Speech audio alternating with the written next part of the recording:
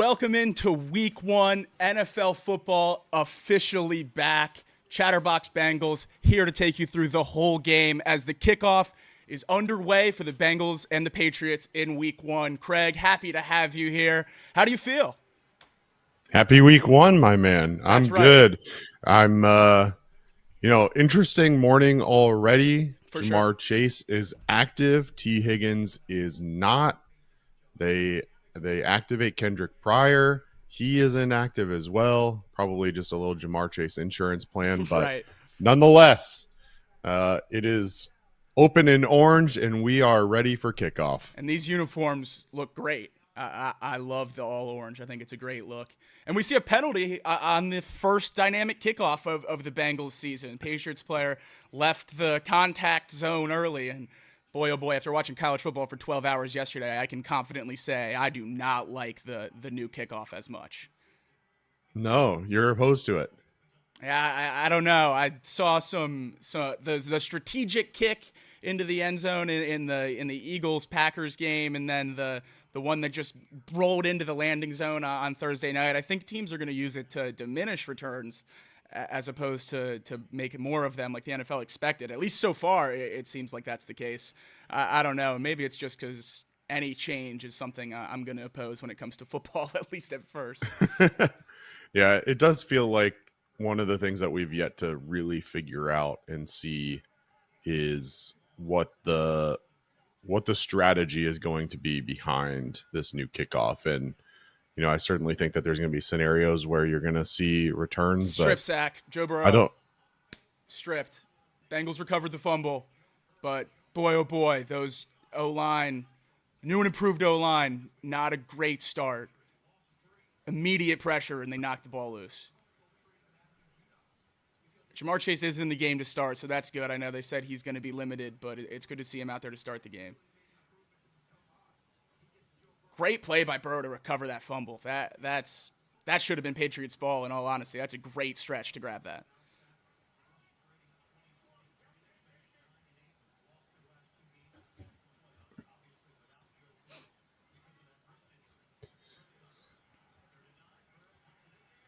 Gesicki with the first catch, his first catch in stripes.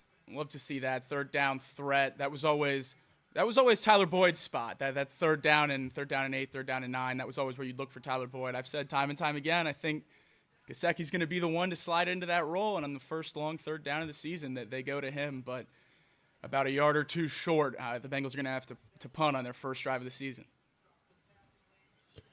Yeah, third down and 9. Gesicki just settles down in the middle of his zone, but not able to fight his way through for the first down.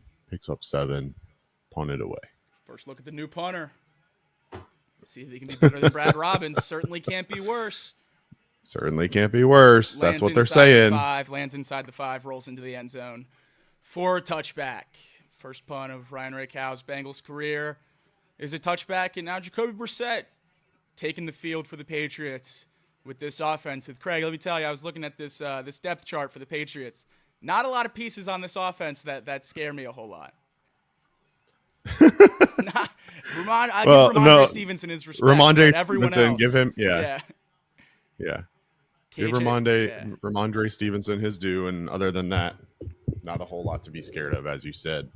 But this defense as well, a lot of new pieces along the secondary and even up front a little bit with Sheldon Rankins. Lot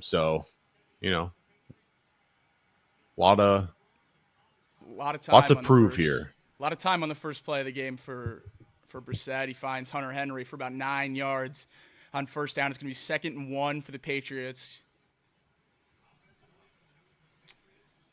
I really don't. Maybe it's just being optimistic, but I don't think the loss of T. Higgins in today's game is going to affect the game too much, as long as Jamar isn't all the way limited. As long as we see him and use Jamar as more than a decoy, I don't think the loss of T. Higgins today is going to do a whole lot to change my expectations for the Bengals offense, but certainly a worry as we play the Chiefs next week. We need everyone healthy and everyone at 100%. Focusing on this game right now, but impossible not to look ahead. Well, the question will be who becomes the red zone target. And That's right. That'll be the question for me. T. Higgins has been one of Joe Burrow's go-to, especially with the jump balls and T's physicality. So that'll be the biggest question because they don't really have another receiver quite like T in that regard. But nonetheless, I think hopefully, they can stretch the field a little bit with Yoshi and with Jamar Chase and not have to worry too much about throwing up the jump balls in the red zone. Ramondre Stevenson broke a tackle in the backfield right at the line of scrimmage on 2nd and 1, but busts about a 20-yard carry on his first touch of the game. They hand it off to him again, and the Bengals are in the backfield, but he spins out of it and gets 3 yards. This Bengals team's going to have to tackle a little bit better. The tackling last year was one of the big issues with this defense, and already early, that's 2 missed tackles that would have resulted in no gain, where Ramondre Stevenson is getting yards after contact. That's just unacceptable. Yeah. Missed tackle there by, couldn't tell who it was, someone in the secondary, Mike Hilton maybe. And Ramondre Stevenson able to bust it loose. And then again, like you said, the next carry, spin move, misses a tackle, gang tackled up for a gain of 3. Great tackle I think for loss. BJ Hill. One of the things we saw last year was the linebacking crew kind of took a step back a little bit in my eyes.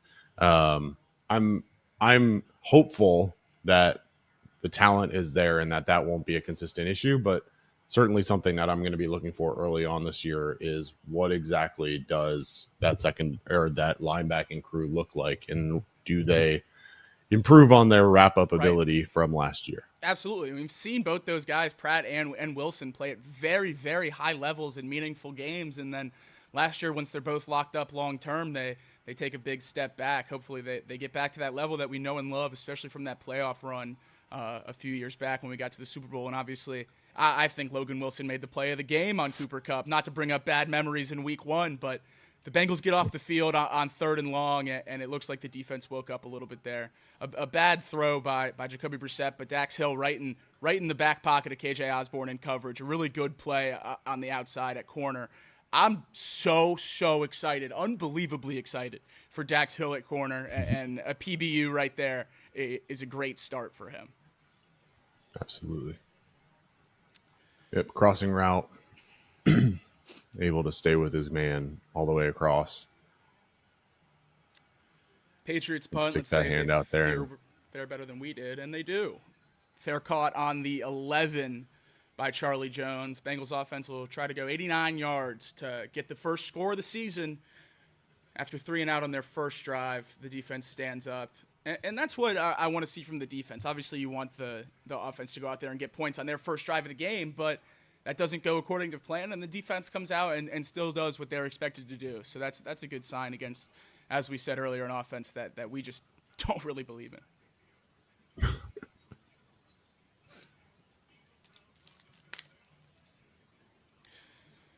Craig, I'd be remiss if I didn't ask, any wagers on the game today? We got to update the chat on what we need to be rooting for.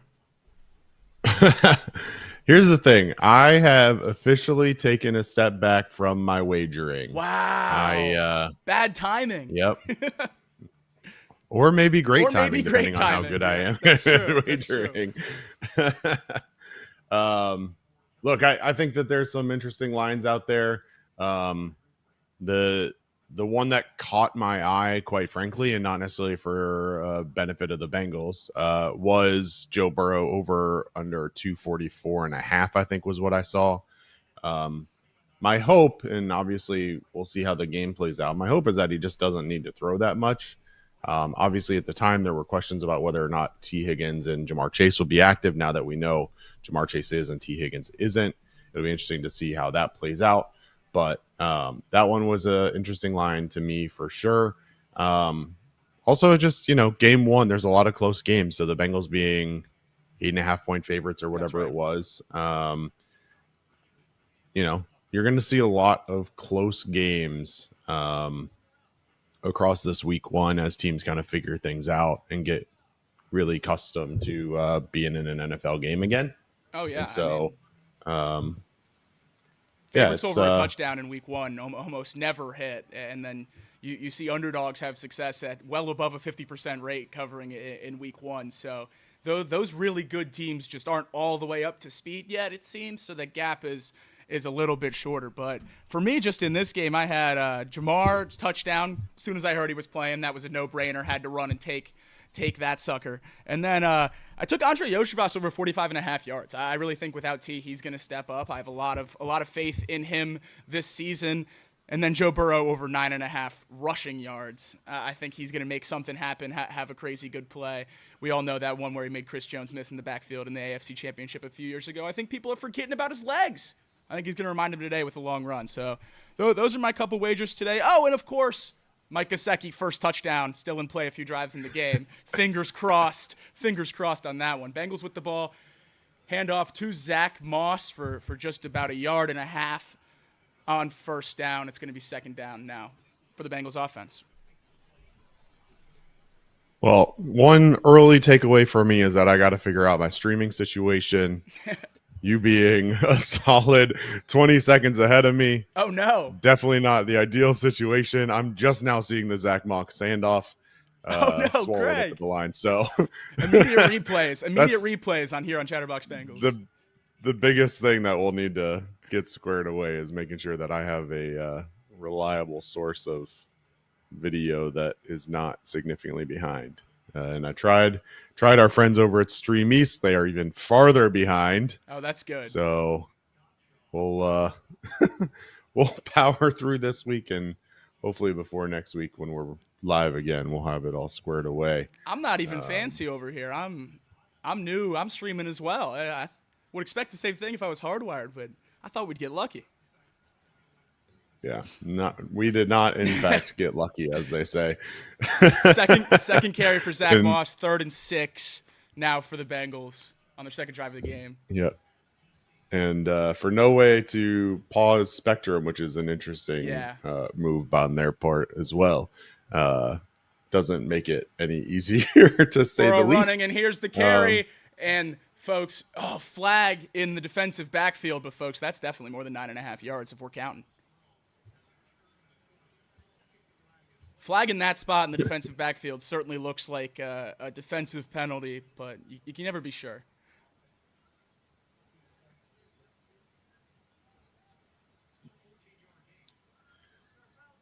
Yeah, it looked like number 8 may have held on to the running back as Zach Moss tried to get out of the backfield. Offsetting penalties. Holding on Alex Kappa, illegal hands to the face on Christian Gonzalez guarding Jamar Chase, and the play comes back. Beautiful Burrow run, comes back, and they're going to have to try the down again. Well, on the positive side, it wasn't on the Bengals. That's true. That's true. It's not they'll just have a chance to redo it again. So give 3rd and 6 a second go here. Yeah.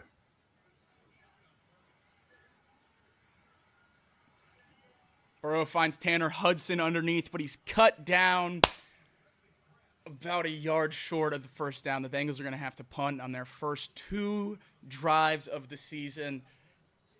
The whole year, or this whole offseason, I've been saying slow start doesn't bother me. This is certainly not what I expected.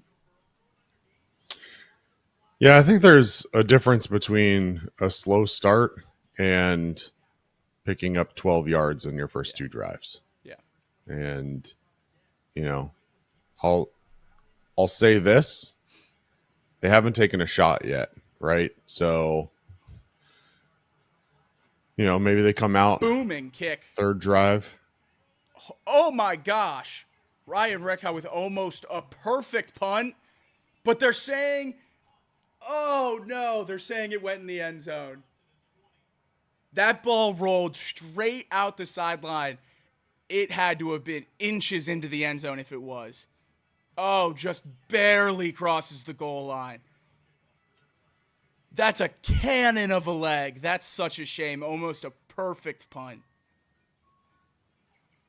Wow, that's ridiculous. Wow, that was close. Unlucky. Their punt returner was lined up at about the 25-yard line, and that one rolled into the end zone off 1 bounce. Yeah, definitely went in. Look, the scouting report on Reykjavik is that he's got the leg, but he's got, doesn't necessarily have the touch. So, similar a little bit to what you saw out of Matt Ariza from the Chiefs earlier this week. That feel for being able to drop a ball inside the 10 is something that is learned over time and something they'll have to work on a lot. I think I'll take a touchback when punting from inside your own red zone over a 30-yard dud that gets fair caught at the 52. Absolutely. So. Absolutely.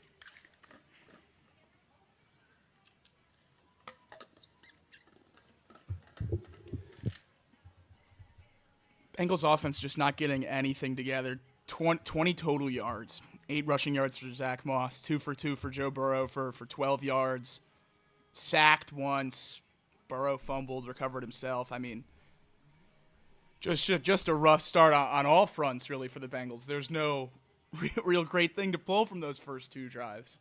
Hopefully the defense comes out and gets a stop again.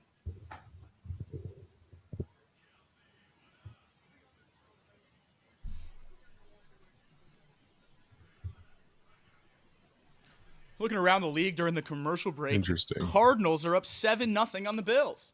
Kyler Murray led a touchdown drive in his first drive of the season, and they took a 7-0 lead on the Bills. The Panthers are down 10-0 to the Saints. Falcons lead the Steelers by 3. Texans lead the Colts by 3. And everywhere else is 0-0.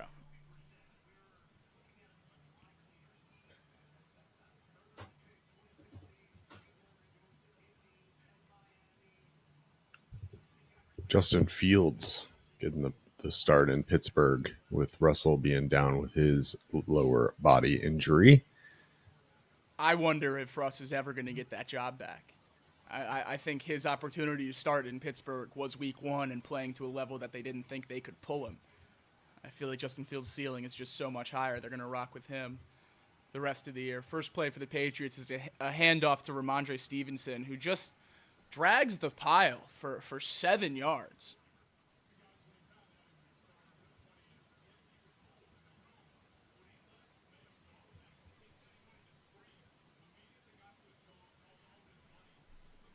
That's what we were talking about earlier. You just can't have the linebacking crew just being manhandled, right? I mean, right.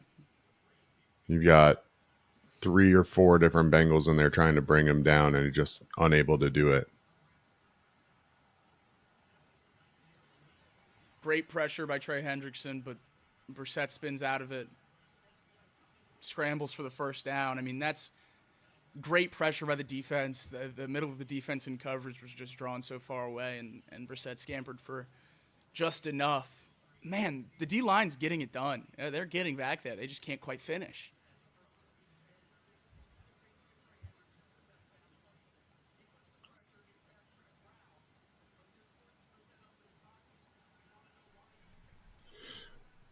Well, this is what Jacoby Brissett has done his entire career, is use his legs and get around. So, Bengals are going to have to figure it out. Going to have to, utilize some contain, maybe put a spy on him.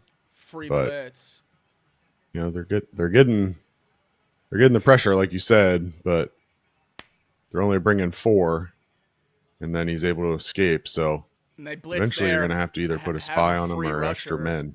They blitz there, have a free rusher, and Jacoby Brissett gets the check down for a first down. I mean, Logan Wilson coming absolutely free up the middle, and they just find Sam Hubbard in coverage with Austin Hooper. I can't imagine that's how they drew that up.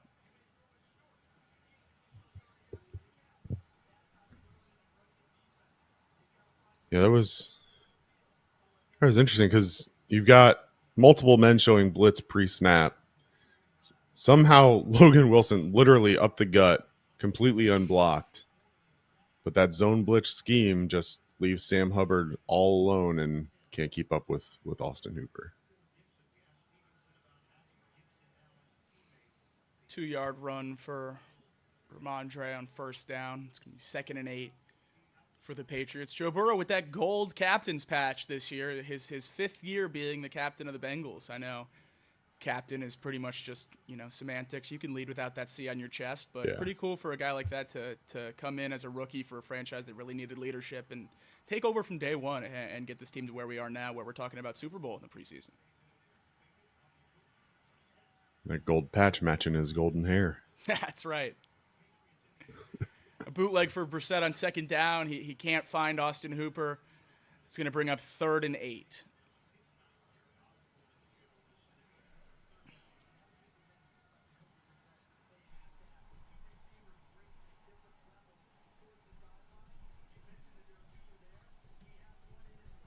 He had Hooper. I mean, Oh, yeah. Obviously Logan Wilson was in coverage up ahead. Tried to fit it in over top of Logan's head. Couldn't connect. But he had him. He was open.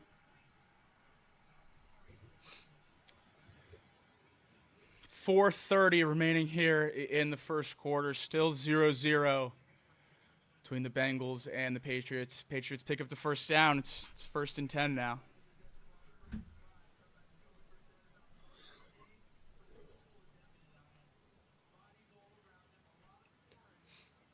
Yep. Another good pressure from Trey Hendrickson. Brings Brissett down. The defensive line's getting the job done. Brissett's just finding the open man. Yeah, again, new faces along the secondary. I think that was Mike Hilton, but you've got a couple guys and Dax Hill and others that are new faces in the secondary. Obviously, just both safeties new, and so you're feeling each other out. And in that case, the crossing route underneath gets open, and safeties were deep covering the long ball and just didn't have a chance to block that up. So, but being gashed on the ground is not good. And they've had a couple plays like you mentioned where they've been able to get the stop quickly, but a lot of missed tackles, a lot of big holes, and that's something I'm sure that Lou Anarumo is going to want to tighten up here. And look, I don't make too much of it. I think ultimately Lou Anarumo has been a game time adjustment guy over the course of his tenure with the Bengals. Second halves are always better than the first, it feels like, as That's Aaron right. Jones finds the end zone for the Vikings. First touchdown of the game. Yeah, Aaron Jones' first touchdown. Yeah. Elliot, Casey, and I are now a Dalton Kincaid first touchdown away from just over $8,000. Okay. Wait. Aaron Jones' first touchdown was the second leg of our parlay. And Yep, looks like the Vikings got down there. Holy on cow. a That's electric. All right, back to the Bengals game. Completion to Austin Hooper. Great tackle by Jermaine Pratt. incomplete. Oh, it popped out at the end. You're right. Oh, wait. Second It and was 10. weird. He was marking that like it was a completion, Right, I saw the but he was ref waving running his in. hands like it was an incompletion. It's 2nd and 10, so it's incomplete. We'll take it. False start on the Patriots. Move them back. That feels like it could have been. And well, so here's the thing about I don't know what's a catch and I don't know what is in a catch. So on that ball there, right? And granted, I realize we're past it now, but he's got 3 steps, control, knee down before it comes out. Right. Like, now granted, I get the whole concept of if you catch it while you're going to the ground, but he's being tackled. He's not going to the ground. I don't know. agree. Listen, I'll take it. Hit Yeah, I'm not Brissett gonna complain about again, and he finds the receiver. Alec Pierce, 60-yard touchdown reception in Cincinnati's Indianapolis. finest. Oh, the voice of God. I assume Nick Kirby in our chat. Ryan Reckow's 80-yard punt was the longest punt in Bengals history. How about that? That's impressive. The voice of Look God. at the kid.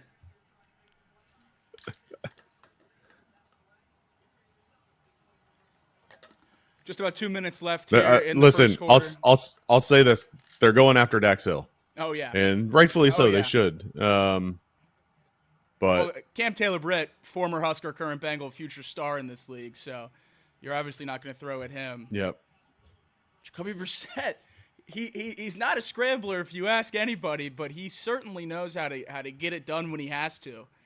Another first down scamper for number 7 of the Patriots. Jeez, you're going to have to start focusing on him as a runner, it seems. So I'm saying you might have to put a spy out there. 2 carries for almost 25 yards already in the first quarter. Just under 2 minutes to go. Yep, this one takes him down inside the 10-yard line. And the Patriots knocking on the door of the goal line.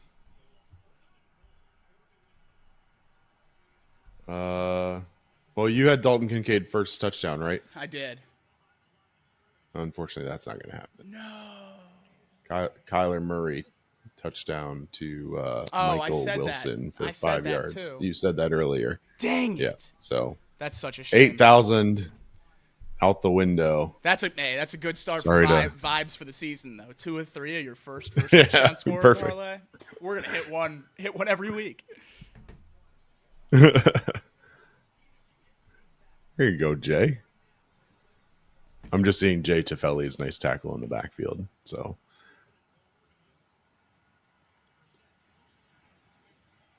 a good tackle by Wilson on a crosser across the middle to give him about a 3rd and 5, 3rd and goal from about the 5.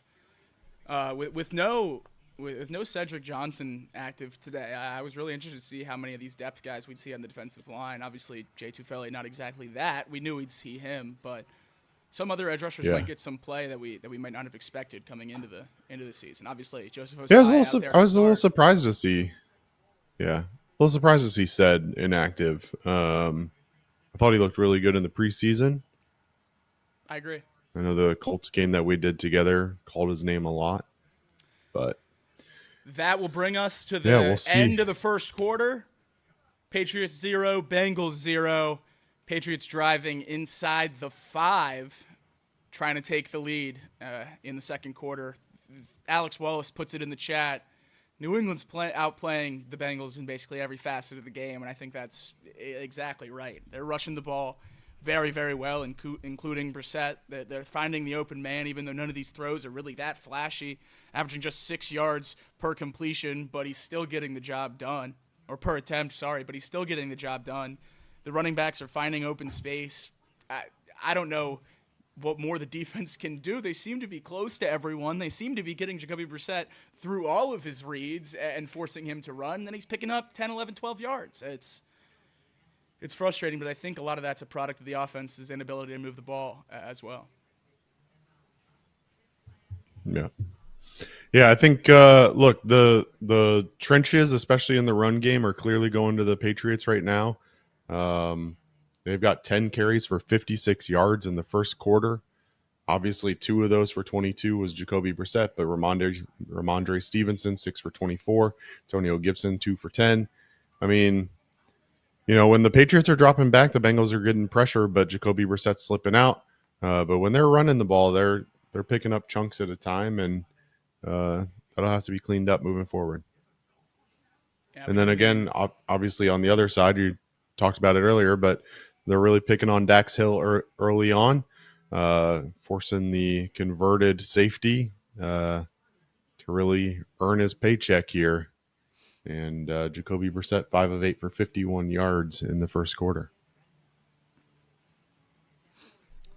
Maybe the hope of Dax Hill being a great number 2 corner right away was more optimism than reality. Just 1 quarter into the switch, so we'll see. Still a lot of time to learn and grow and get better, but not the start I was hoping for. No carries for Chase Brown in the first quarter. I know the Bengals only had the ball a couple times, but I thought we'd at least see a little bit more of a mix in the backfield. Just 3 carries for Zach Moss, so nothing too crazy. But I assumed that would be more of a consistent rotation than what we've seen so far.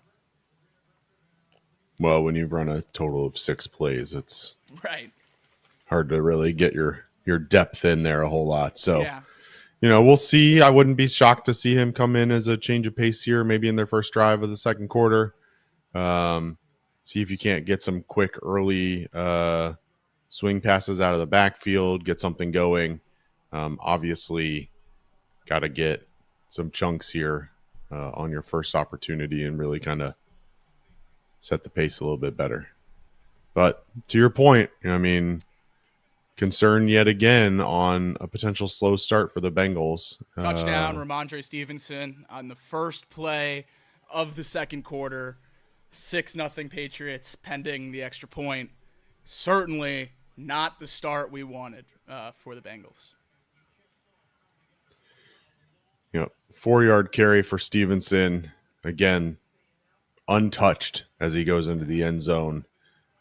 Starts up the middle, breaks it out wide to the right, finds a hole, and is in there for the easy score. And again, what I just said, Bengals are not winning the trenches right now, especially in the running game. And D tackle was certainly a concern over the off season, and you see it there where couldn't tell who it was, but D tackle gets locked up and can't make the play on Stevenson as he runs right past him. When the defense is on the field for the vast majority of the first quarter, it's bound to happen at some point. We always preach bend but don't break with the Lou Anarumo defense, but you just need the offense to be on the field for more than 6 plays right. in order to get anything going. It's too much to ask the defense to do that for almost 15 minutes. Yeah, that's exactly right. Time of possession there in the first quarter, Bengals had it for 4:47. Patriots had it for 10:15. So you're really going to have to put together a drive here. Absolutely. I wouldn't be shocked to see a little quick pass to get a little drive starter going, pick up 5 or 6, see if you can't break one loose. But we'll see what Zach Taylor and Dan Pritchard can dial up here. Yeah, I'm excited for pitchers' creativity. Obviously, just 6 plays into the game, you're not seeing much of that yet. But a younger mind coming in, taking over the offense. Obviously, Brian Callahan, a great offensive coordinator, good enough to get a head coaching job. So he's in Tennessee now, leading that team, and obviously we'll maybe see them down the line in the AFC. But I'm really excited for Pritchard. He's worked hand in hand with Joe Burrow since Joe Burrow got to the league, and he's taken over the offense. All the players absolutely seem to adore him so far. I'm really excited for his version of this offense. Hopefully it can get going here. Soon. Yeah. Yep. One thing I'll call out as well, the two completions for Joe Burrow, both to the tight ends, Mike Gesicki, Tanner Hudson. So, get the wide receiver room going a little bit. Get Jamar Chase into this game. If Jamar Chase is going to play, then you need to use Jamar Chase. I think that's about as clearly as I can put that. If he's going to be on the field, I think using him as a decoy is a great misuse of your resources there. I don't care if he's 70%, 80%, 90%, 40% of Jamar Chase. If he thinks he's good enough to go, which everything coming out before the game said the decision was up to him. If he thinks he's good enough to go, then he needs to be used in the offense as if he's 100%. At least that's my opinion. Touchdown Saints. They extend their lead to 16-0 over the Carolina Panthers. Derek Carr finds Foster Moreau in the back of the end zone. And here we go. Kickoff ensuing. Bengals' third drive of the day.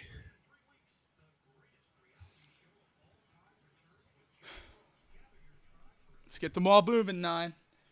I've waited since week 10 last year to see you out there. Not to throw checkdowns to tight ends, please. I want a little bit of excitement in my life. It was a brutal end to last season. Hey, there's I love a place what Jake Browning did, but boy, oh boy. There's a place for the tight ends, and I'm all about utilizing them in this offense, but definitely would like to get some others involved here. There's Chase Brown, a check down on first down to Chase Brown. He gets a few yards. Elliott, our good friend Elliott, with a very mean chat in our YouTube chat, he brings up that the Bengals are 7-21 under Zach Taylor when not scoring in the first quarter. Not a good stat. Not a good stat. We appreciate 8-21 after today. Let's 8-21 after today. That's right. Tony Pollard finds the end zone for Brian Callahan's Titans, and they are on the board. Burrow drops back again, forced to run, and he tucks it, gets a few yards. Hit as he slid, no flags. That was certainly close. No flags at all, but a conversation from the officials to Bentley, the linebacker in the middle of that Patriots defense, for a bang-bang play on Joe Burrow. I'm not going to say it was a late hit, but with what they call against quarterbacks in this league, Burrow was clearly sliding.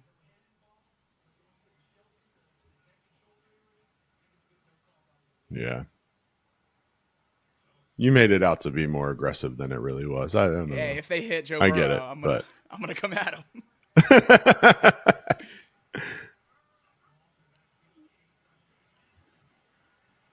Burrow sack. Here's what I'll say, and this is one of the reasons that unreal. Fourth down, Bengals. This is one of the things. He was going in looking to wrap up. It's not like he went in leading with a shoulder, leading with a helmet. He's got his arms, out going for the tackle. So I've definitely seen worse. But to your point, Joe Burrow sacked, lost a 6 to bring up 4th and long, and just cannot get going offensively yet. And a couple boo birds coming out, I'm sure. Let's see if we can boot it again. Gets it inside the 20. Right about the 22-yard line, the Patriots will take over, up 7-0 on the Bengals with just over 12 and a half minutes to go in the first half. The Bengals, 7 minutes of possession time.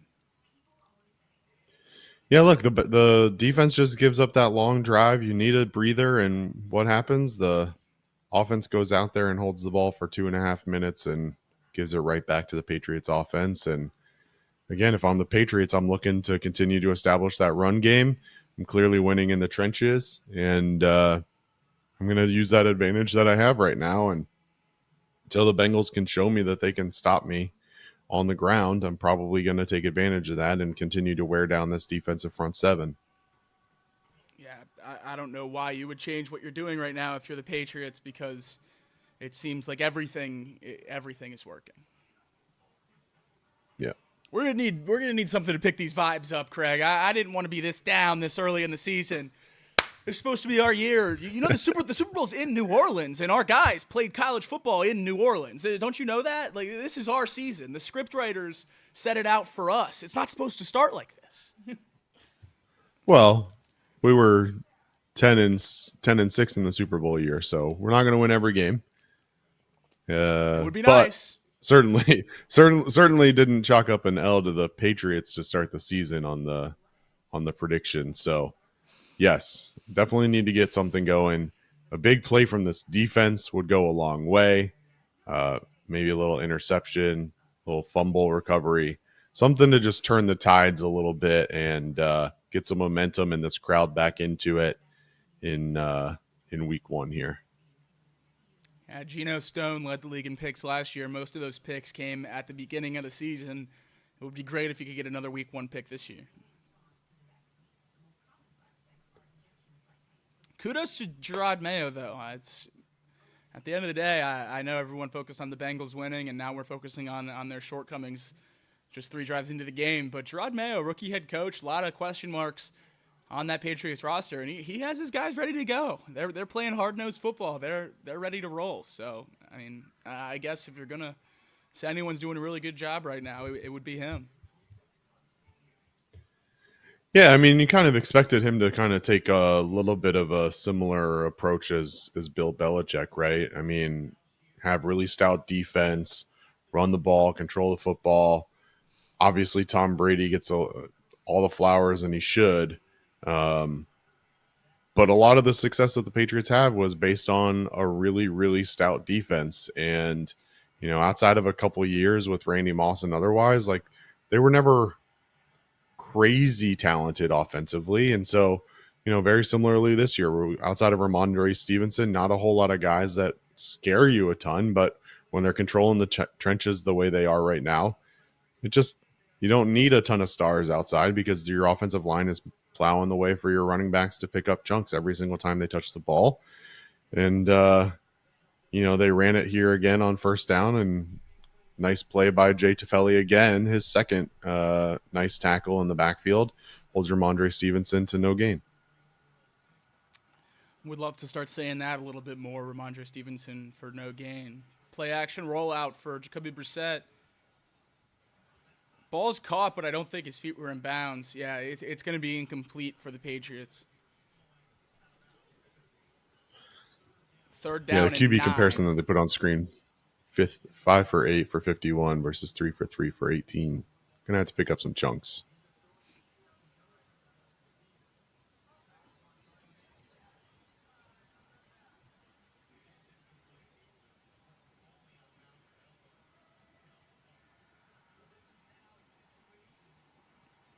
Third and 9. I know it's early in the game, just that one score. Feels like it would be a big stop for this Bengals defense.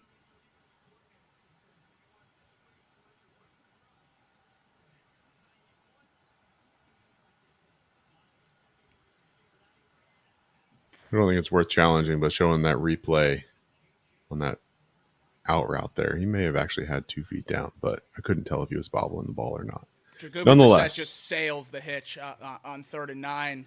I don't think it would have gotten the first down, but he had an open KJ Osborne and just throws it well over his outstretched arms, falls incomplete. Mike Hilton had a chance to pick that one off if he would have played it better, but I don't think anyone could have expected to throw that bad. Patriots are going to punt from inside their own 20. Yeah, I think ultimately receiver and quarterback on different pages there. Yeah. KJ Osborne settles down short of the first down marker. Jacoby Brissett probably want him to go a couple more yards, maybe even an out route there. As you mentioned, nobody really in the area on the fence, but couldn't connect, and Bengals get the ball back. I'll never understand the rationale for throwing to a route short of the sticks on a must convert. Run your route beyond the sticks, especially if it's a hitch or an out or a dig or anything like that. The amount of times you see a guy run his route 9 yards on 3rd and 10 and get tackled from behind and everyone's scratching their heads why he didn't just run a yard further. I think that was just the miscommunication there. Brissett, a veteran quarterback, KJ Osborne, been in the league for a while, but never a top option on his team like he is being forced to be this year with the Patriots, and I just don't think he had great awareness of the situation there. Yeah. Well, there's always a couple things at play here, right? I mean, if you're the defense, you're setting up at the first down marker with the intention of keeping the receivers underneath you. So if you want to have a completion, pick up that 8-9 yards, even if it's 3rd and 10, and you hope that your wide receiver can turn and pick up another yard or two because that defense is set up right there at the yard to go marker. There are scenarios where I'm okay with throwing it a couple yards short. I don't love throwing it a couple yards short with your guys back to the to the line to gain marker. Out routes, slants where maybe they catch it a couple yards short and then try and pick it up, but momentum stopped back to the line to gain. Not typically a good recipe for success.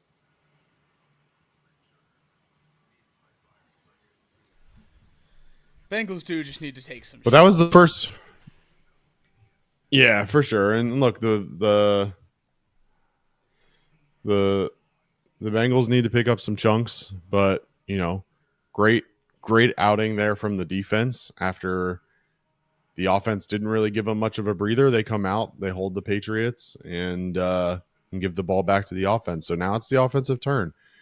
Time for them to make something happen, and Joe Burrow is going to have to do something here, I think, beyond 4 yards down the field. I think we got to take a shot, open it up. But again, haven't really run the ball well to open up a play action pass. So we'll see what happens. Chase, Yoshivas, and Trenton Irwin, the 3 receivers split wide. Burrow in the backfield with Zach Moss. 1st and 10 from the 25, handoff to Moss. 35, sorry, my bad. Gets almost to the 40, down to the 39. It's going to be 2nd and 6 for the Bengals. Game Day 513 says, throw it to Jamar, and at this point, I couldn't agree more. You're, almost 25 minutes into the game. Haven't seen a lot for Jamar. I know he missed practice, but he missed a whole season of college football, and he came in and won the defensive or offensive rookie of the year as a rookie. So I have a hard time believing he's too out of shape. And there's his first target, a screen pass that just gets snuffed out by Jabril Peppers.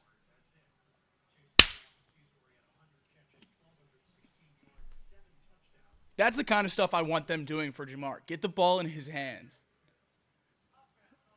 and just make him create. Yeah, I mean, it doesn't work out on this play, obviously, but I mean, he's your offensive playmaker, and the Jabril Peppers comes up and makes a nice play, but none of it matters. Like you said, just got to get an illegal shift on the Bengals.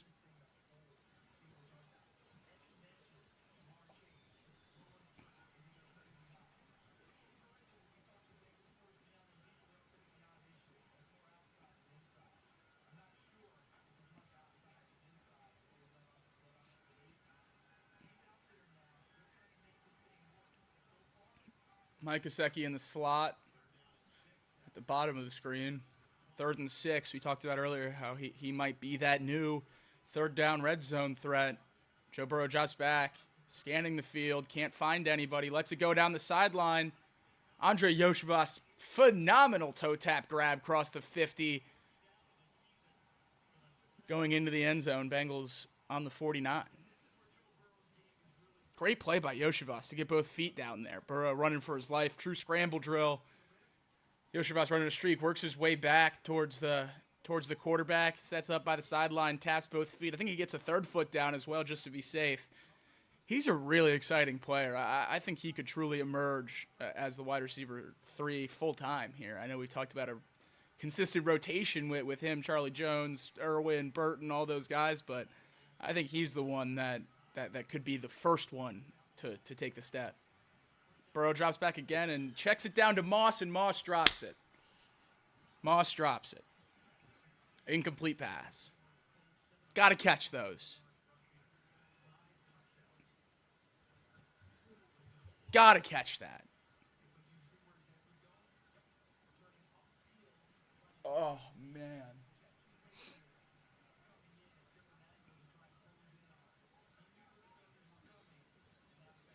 Had room to run, too. Takes his eye off of it and no doubt about doesn't look it in.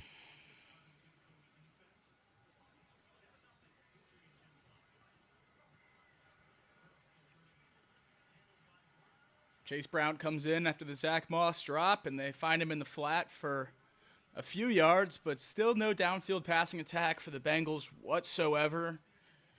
It's going to be 3rd down now, just across the 50, 3rd and 6. Still down 7, under 10 minutes to go in the first half.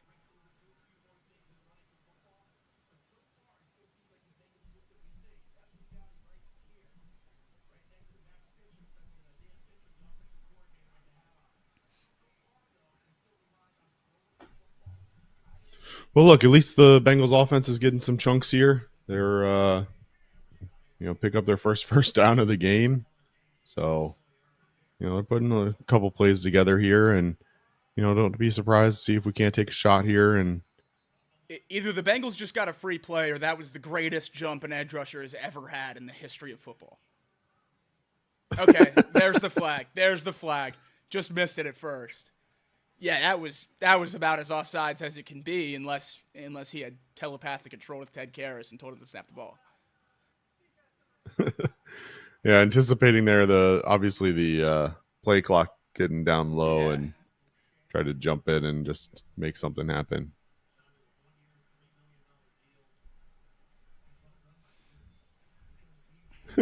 I love that he's acting like he's shocked that he was offsides. Like, bro.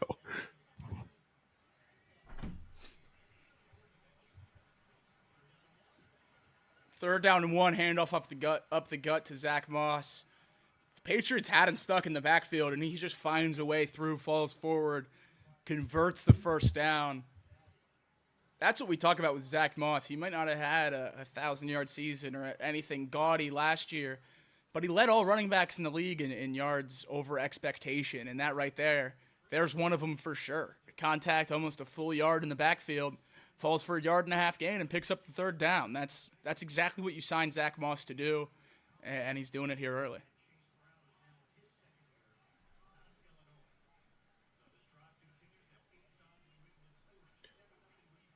Yeah, like you said, stopped in the backfield, but the low center of gravity is able to force his way forward and fall forward for that first down. They had him in the backfield, stopped. Screen to Zach Moss. Bengals' longest play of the day. Picks up first down on first down.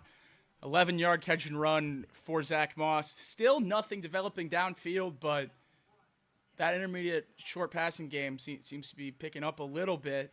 Like getting the ball in Zach Moss's hands. He looks like he knows what he's doing right now. Making guys miss, getting the necessary yards. Burrow, quick catch and release to Charlie Jones, and now 2nd and 5. Yeah, Bengals picking up the pace a little bit here, moving a little bit quicker, getting in their groove a little bit. So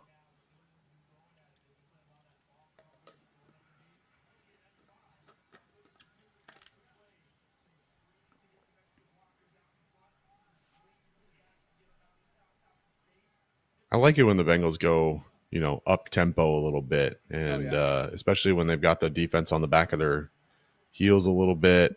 Joe Burrow to put the the end pressure zone, on them. just over the head of Trenton Irwin. He's looking around like he wants a flag. Don't think one's going to come. They wanted a bubble screen there to Jamar Chase. Patriots just sniffed it out right away. Burrow with plenty of time in the pocket, rolls out a little bit, tries to find Trenton Irwin. That absolutely could have been a penalty on the Patriots. That hand of the DB seems to get in there right in Trenton Irwin's shoulder pad area. Probably a good no call, but definitely some contact there. 3rd and 5 for the Bengals, just outside the red zone. 6:49 left in the first half. Burrow to throw again. Quick to Chase for the first down. Beautiful to see that connection back in action.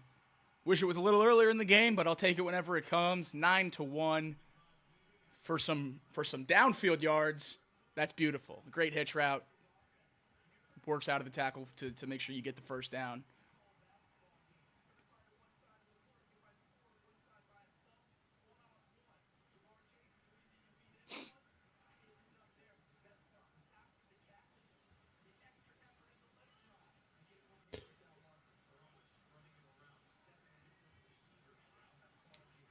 Lots of cushion there. Again, we're getting Jamar Chase some short touches, but giving him an opportunity. And, one of these days, kind of do that hitch and go, and that corner breaks on it. And next thing you know, Jamar Chase is in the end zone. Jelani Tavai sniffs out the first down run. Gets Chase Brown down in the backfield. Going to be 2nd and 11 for the Bengals now. 2nd and 11. With 5:38 left in the second half, Bengals looking to tie the game, trailing the Patriots 7-0 here to start the season. Still looking for their first points of the 2024 regular season. Ball to the end zone again. This time to Mike Gesicki. Did he get a second foot down? He did. First touchdown of the season, Mike Gesicki. First touchdown in stripes for Mike Gesicki to open this game. And it's tied up pending the field goal. We talked about who was going to be the red zone target for Joe Burrow with T. Higgins out. He gets that one there. Mike Gesicki on the nice corner route goes up, makes the jumping grab, comes beautiful down, throw, beautiful 2 feet in, catch. and hits the gritty. Oh, that's wonderful. That's exactly what I had hoped Mike Gesicki would be for this Bengals team. And early, that's what he is. Crucial third down catch earlier in the game, and then now a touchdown there. Oh, no. From that angle, I'm not so sure, Craig. Well, I think his knee's down in bounds. So But I when think that is elbow right. hits, that ball moves. I don't know if he caught that ball. I'm nervous Yeah, I don't about know this either. one. That ball seemed like it popped out there at the end after the elbow hit the ground. I think this is going to come back incomplete. It did, but when does he regain possession? Does he do it before he's out of bounds? Because that right knee stays in bounds as he rolls before anything touches out of bounds. We are going to go to review, obviously, here, but I don't know. It definitely moves. There's no question about that. But he also kind of pins it against his gut there with one hand. I'm not sure totally when he regains possession. Be interesting to see. Sadly, I think we got that real bad gritty for Reversed. nothing. Yeah. Play is reversed.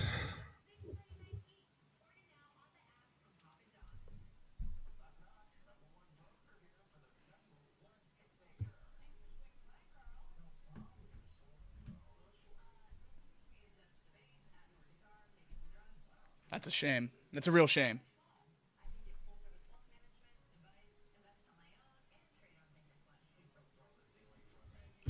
Well, look, I mean, he wasn't able to come up with it, but at the end of the day, the story's still the same. That's what you're looking for out of Mike Gesicki. For sure.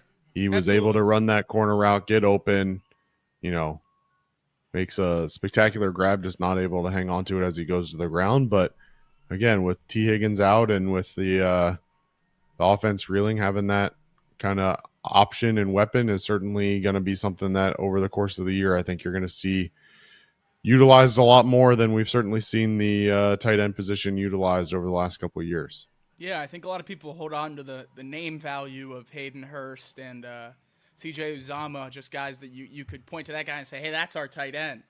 But last year, with the revolving door at that position, they had more production than either of those two in the seasons that they were the bona fide starter on the team. I think this year, the tight end position just takes another step, and that starts really with Mike Gesicki. Absolutely. Yeah. Not a touchdown. Bengals will give it another go. 3rd and 11 at the New England 15-yard line.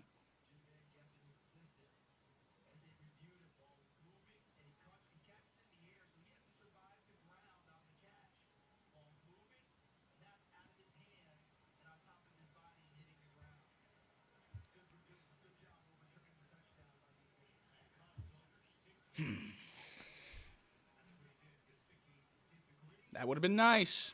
Would have been nice.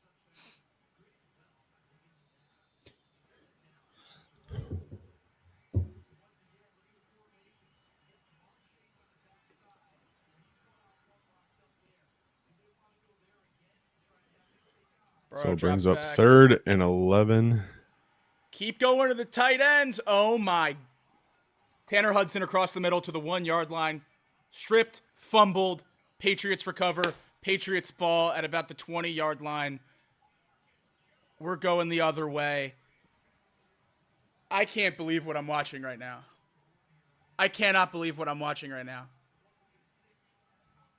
Kyle Duggar with an unbelievable play to strip that ball. Oh, my God. But I can't believe what I'm watching right now. This is What is Tanner Hudson doing? Why is he carrying the ball like that? How is the ball that far away from your body? That's brutal. What is he doing? Oh. Come on, man. You're one hand on the ball. You're running across the middle in a busy backfield. Trying to Euro step an NFL safety. What are we doing? Watching that replay, that's the most obvious fumble of all time. You had the ball all the way out here. Of course they strip it. Come on. Finally get something going on offense.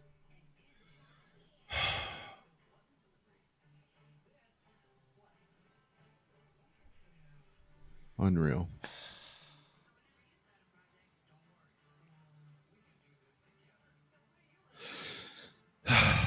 All right, defense.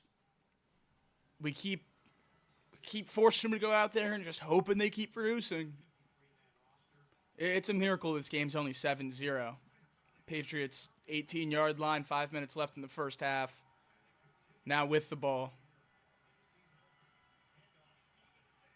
Ramondre Stevenson, another broken tackle, another 15-yard run. Patriots first down.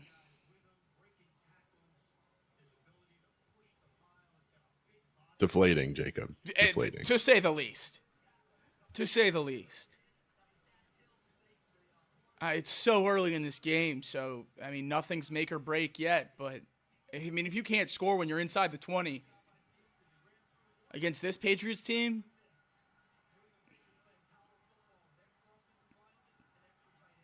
we'll see what happens the rest of the year. 1st and 10, outside the 35 now, Patriots driving.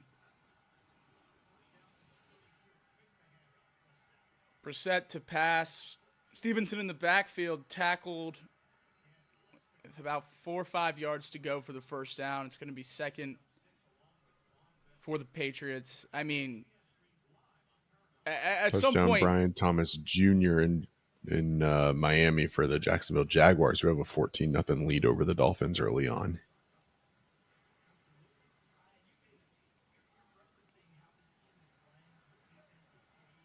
at some point the defense just isn't going to be able to stay out there. I mean, luckily that drive was somewhat long. I mean, Ramondre Stevenson, maybe I shortchanged Ramondre Stevenson when talking about the Patriots. Breaks another tackle, breaks another long run for another Patriots first down.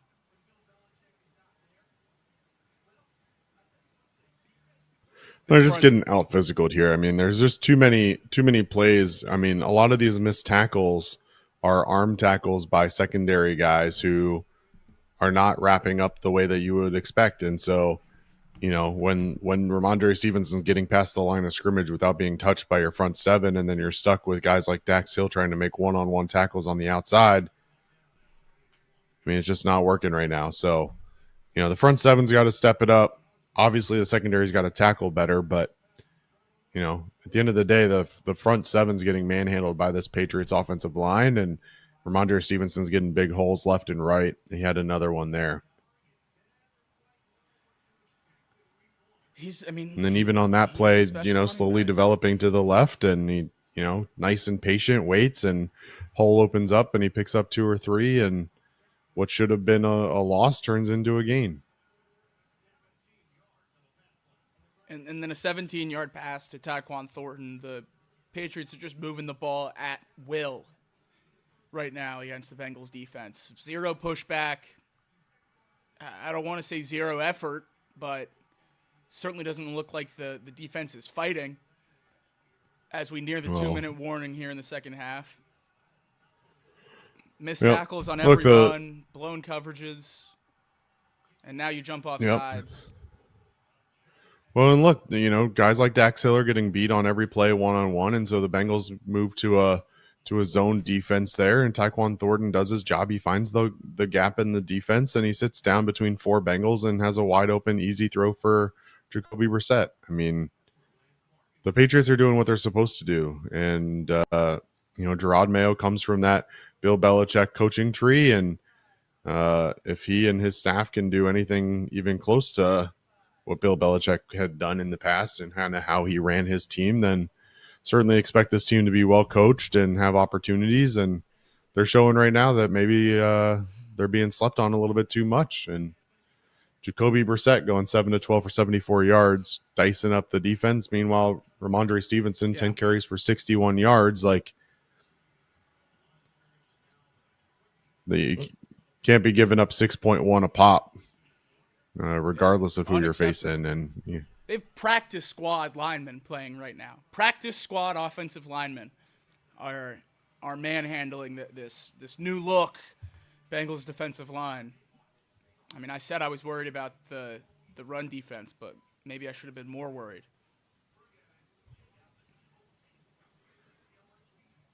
Well, look, on a positive note, your defense here has an opportunity to hold the Patriots to a field goal. You go into halftime down only 10 in what really you've been completely manhandled all the first half. And, you know, total yards here so far in this first half. Bengals only 77 yards, most of which came on that last drive.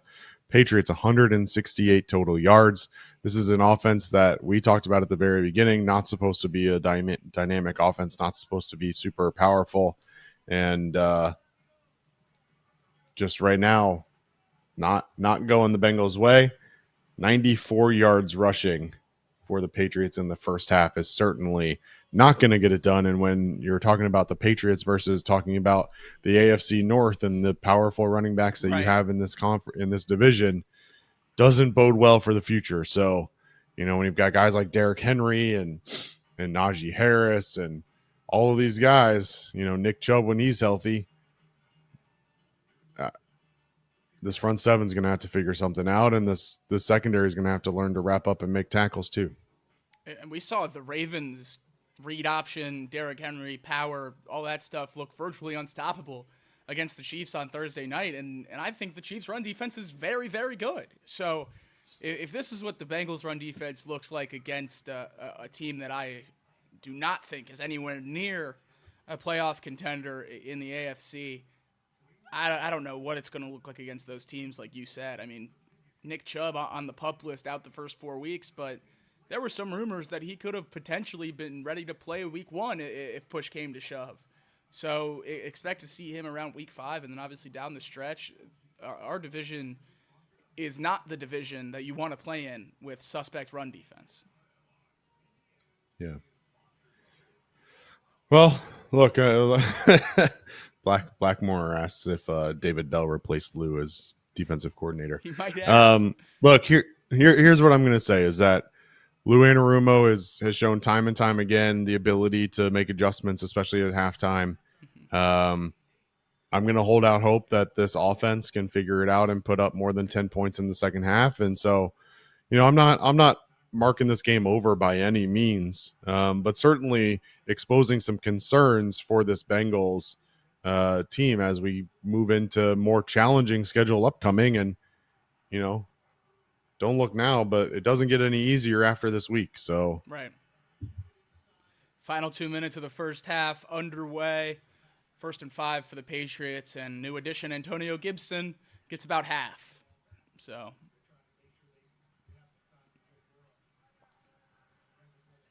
timeout. Yeah, look, Bengals. the broadcast is, try and get the ball back. Yep. For sure. I mean, the broadcast is showing Lou Anarumo a lot. He's got to dial something up here.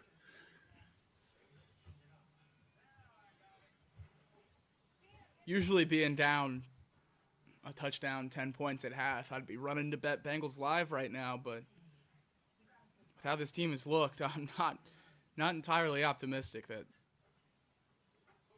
they're going to pull away in this one. Yeah. We've just seen this story so many times with the start to the season. Just expecting it to get better mid-game, and that just never comes. I thought that'd be different this year with the preseason reps, with the healthy training camp, but it looks like more of the same about halfway into the opening game. Has there been any bright spot for you at all?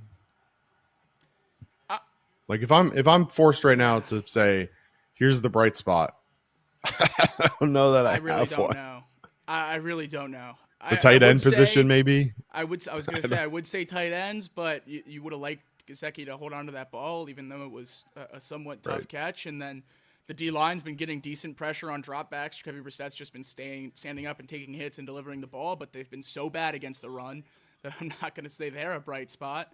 I guess maybe the defense as a whole, you're going up against almost 15 minutes of possession time, and they've only been able to get a touchdown on it. If they hold the Patriots to a field goal here, I'll give the Bengals defense a passing grade in the first half. But I mean, you have an offensive line here for the Patriots with our old friend Michael Jordan on it, and they're dominating the defensive line. Do we remember how bad Michael Jordan was when he was in Cincinnati? He was terrible.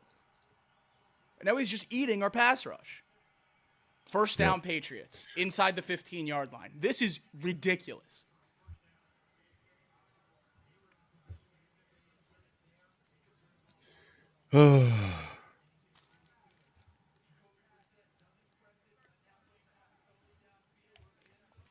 need a play that's going to change momentum, whether it's a turnover, whether it's a bomb, touchdown, break a run, Chase Brown. I don't care who it is, but we're going to need something to change momentum because 14-0, 10-0, whatever the score is, going into halftime, maybe it's 10-7 and we get lucky. Who knows? But if the Bengals are trailing going into halftime, it certainly feels a lot worse than whatever that score on the scoreboard is going to be. Yeah.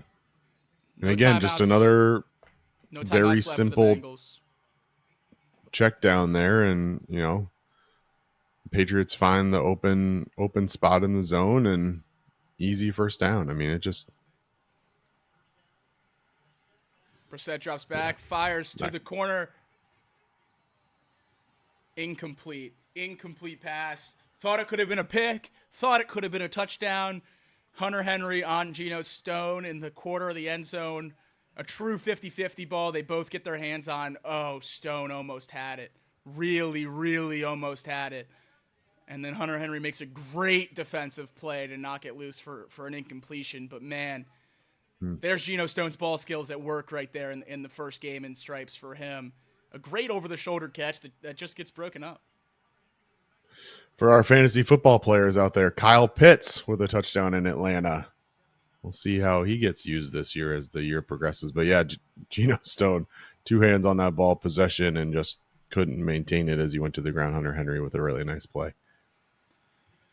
A run here in 2nd and 10 with the Bengals out of timeouts and under a minute 30 left in the first half. Patriots are just going to keep it on the ground here if I had to guess. Now 3rd down. I'll run it down as low as possible, try to get in for a touchdown, or just kick the field goal and take the 10-0 lead to half. Yeah. Yeah, once the Bengals burn their timeouts, it kind of put that run game back in and just eat the clock.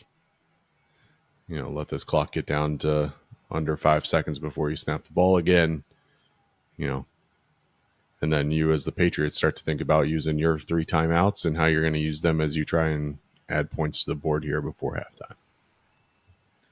Run it all the way down to 44 seconds before they call a timeout on 3rd and 11. Probably just going to center the ball here and then knock through a field goal, or hopefully not knock through a field goal. Who knows? Maybe the Bengals get lucky for the first time in week 1.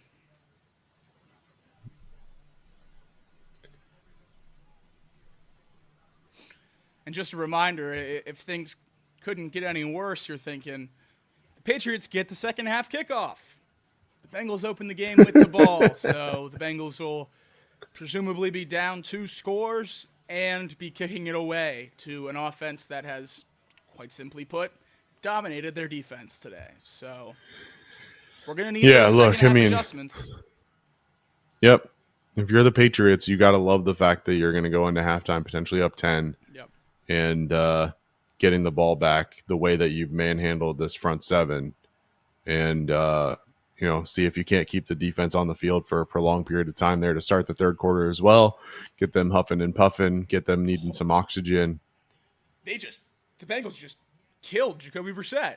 I mean, he got up, but a brutal hit. Who was that? Dax Hill?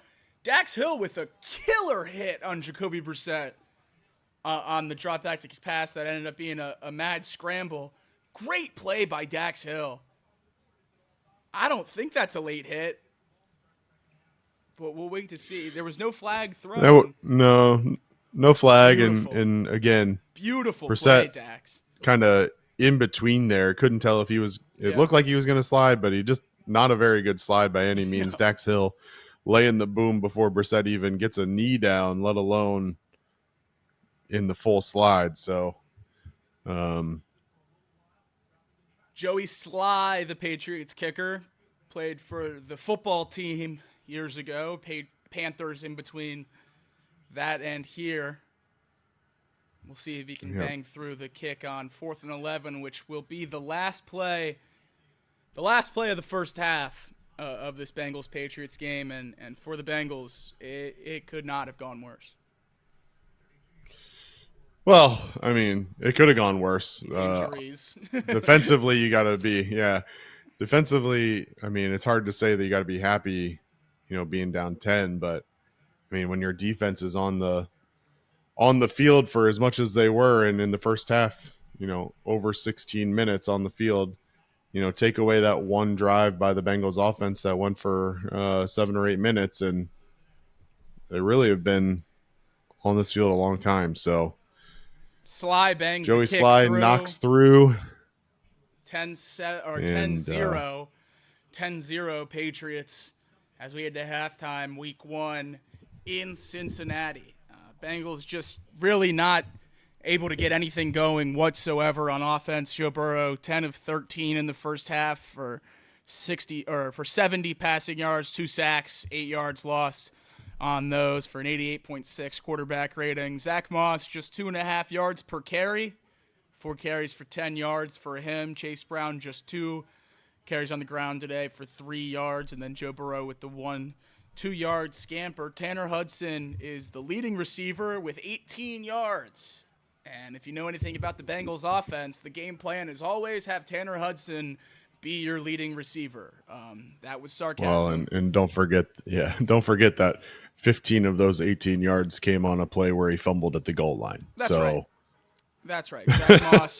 Zach Moss, 1 screen for 12 yards. Andre Yoshivas, 1 catch on the sideline for 12 yards. Jamar Chase, just 1 play for positive yardage, 1 touch for positive yardage. He has 7 yards in his first half of action following his hold in.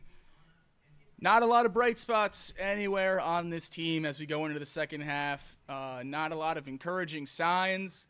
This is the slow start that sadly we have become accustomed to as Bengals fans over the last few years. It seems to be playing itself out again the same way as it has the last few years. Obviously, the loss to the Browns on opening day last year, a lot of external factors that seemed to make that one go the way it went, but this one, it seemed like everything was taken care of coming into the game, and that's just not the case. The team doesn't look ready to play, and we can't even blame it on no preseason reps this year because the starters played for, I know, just 1 drive, but the starters got reps in the preseason, and Joe Burrow was healthy, and everyone but Jamar Chase was out there from day one. So I don't know who to point the fingers at this point other than, quite honestly, the guys on the field.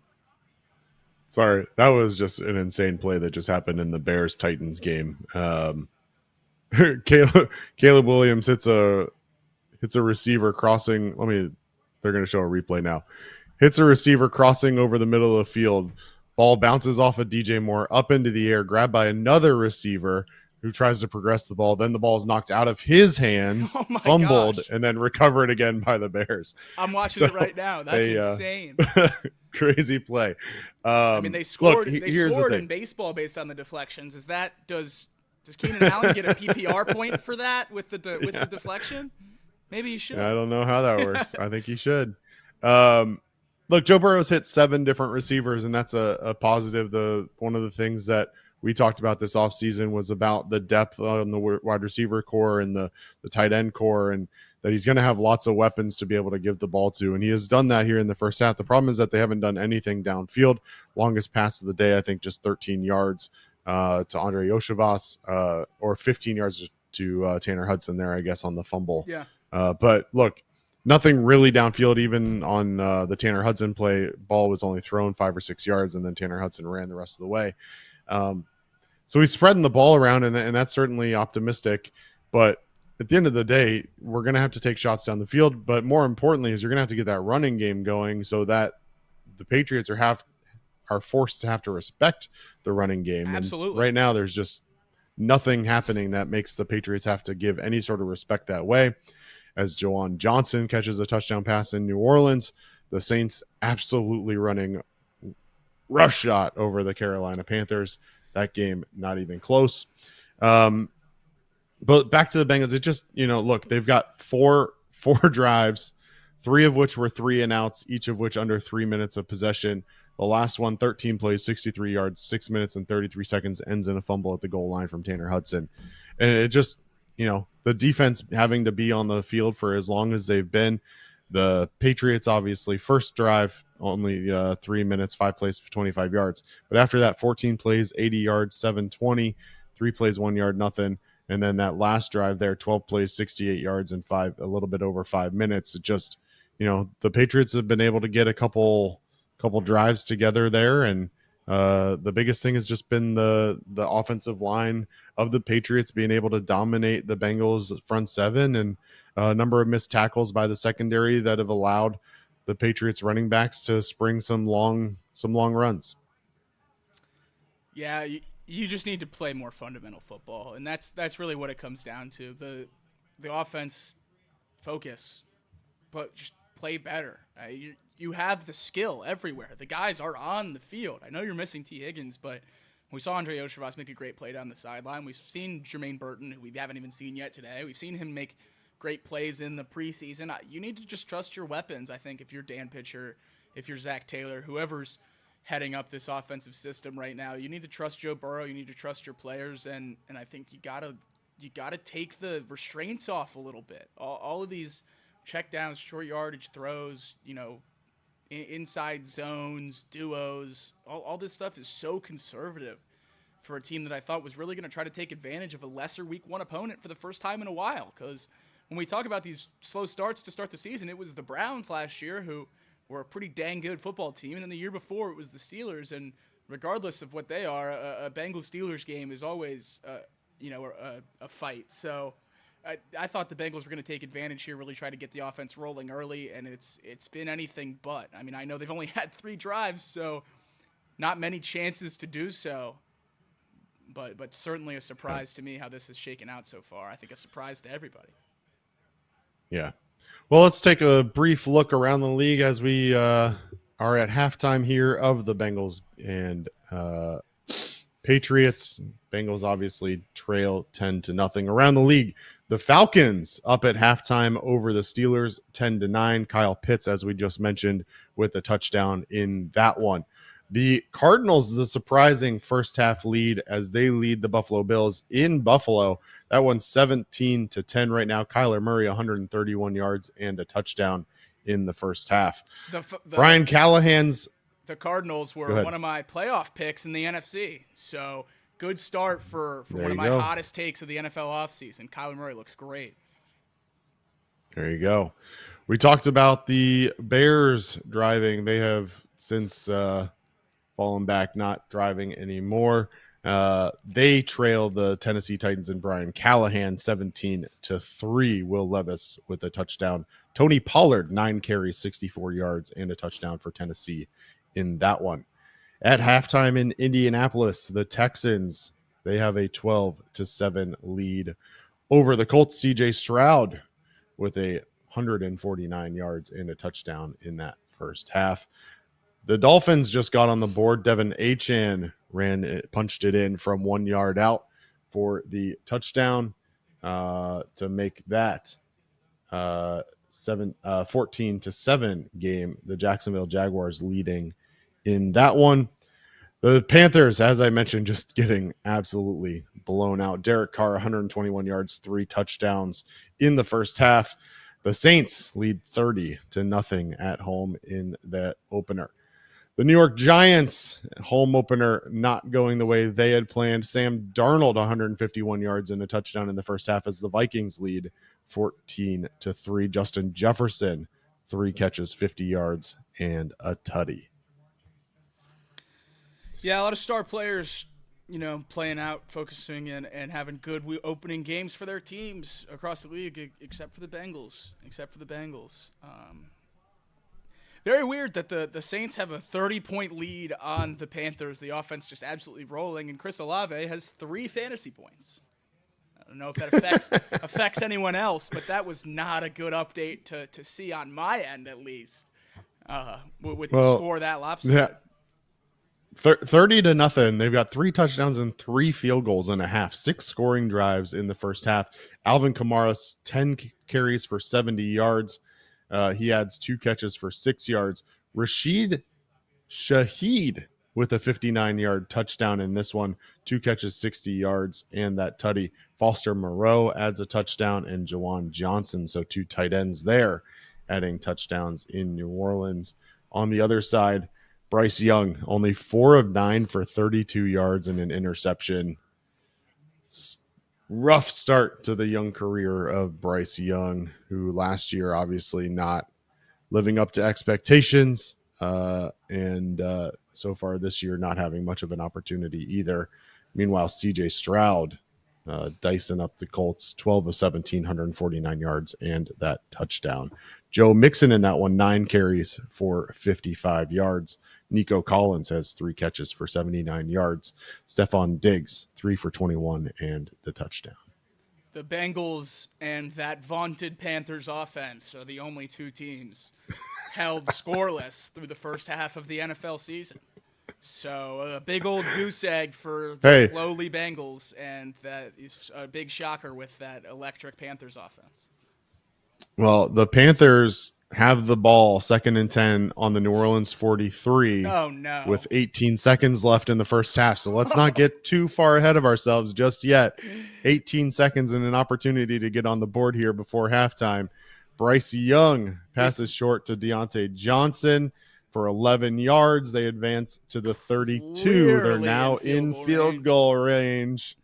If they want to make a field goal to get within 30-3, they've got that opportunity to do it. It won't even affect First the game. and 10. It'll just twist the knife for Bengals fans. All of our viewers will now hate the Panthers. The Saints with a 99% win probability after one. Panthers, though, don't have use their last timeout with 7 seconds left. So now the question becomes, do they kick the field goal with 7 seconds left and give the ball back to the Saints for a couple seconds at the end of the first half? Do they go for a shot at the end zone? We will see.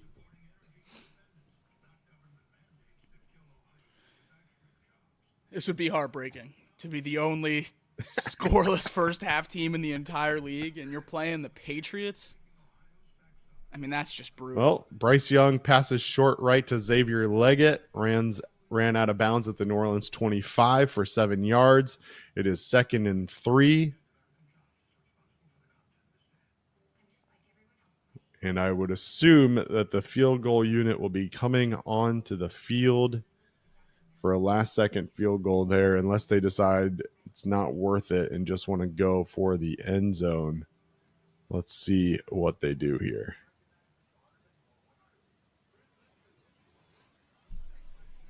No timeouts. You're definitely risking it. And they the field goal the field goal. It's 30-3 Panthers, and your Cincinnati Bengals, the lone scoreless team in the first half of the NFL Sunday. Exactly what we all expected. Yeah. Let me tell you, I'm just man. Oh boy. That's fun. Yeah, That's fun. That's a fun stat. That's a fun stat. When we win the Super Bowl this year, we'll remember we're the only team that got shut out in the first half of the season. There you go. That's a good start to the championship DVD, if they even make those anymore. Oh, boy.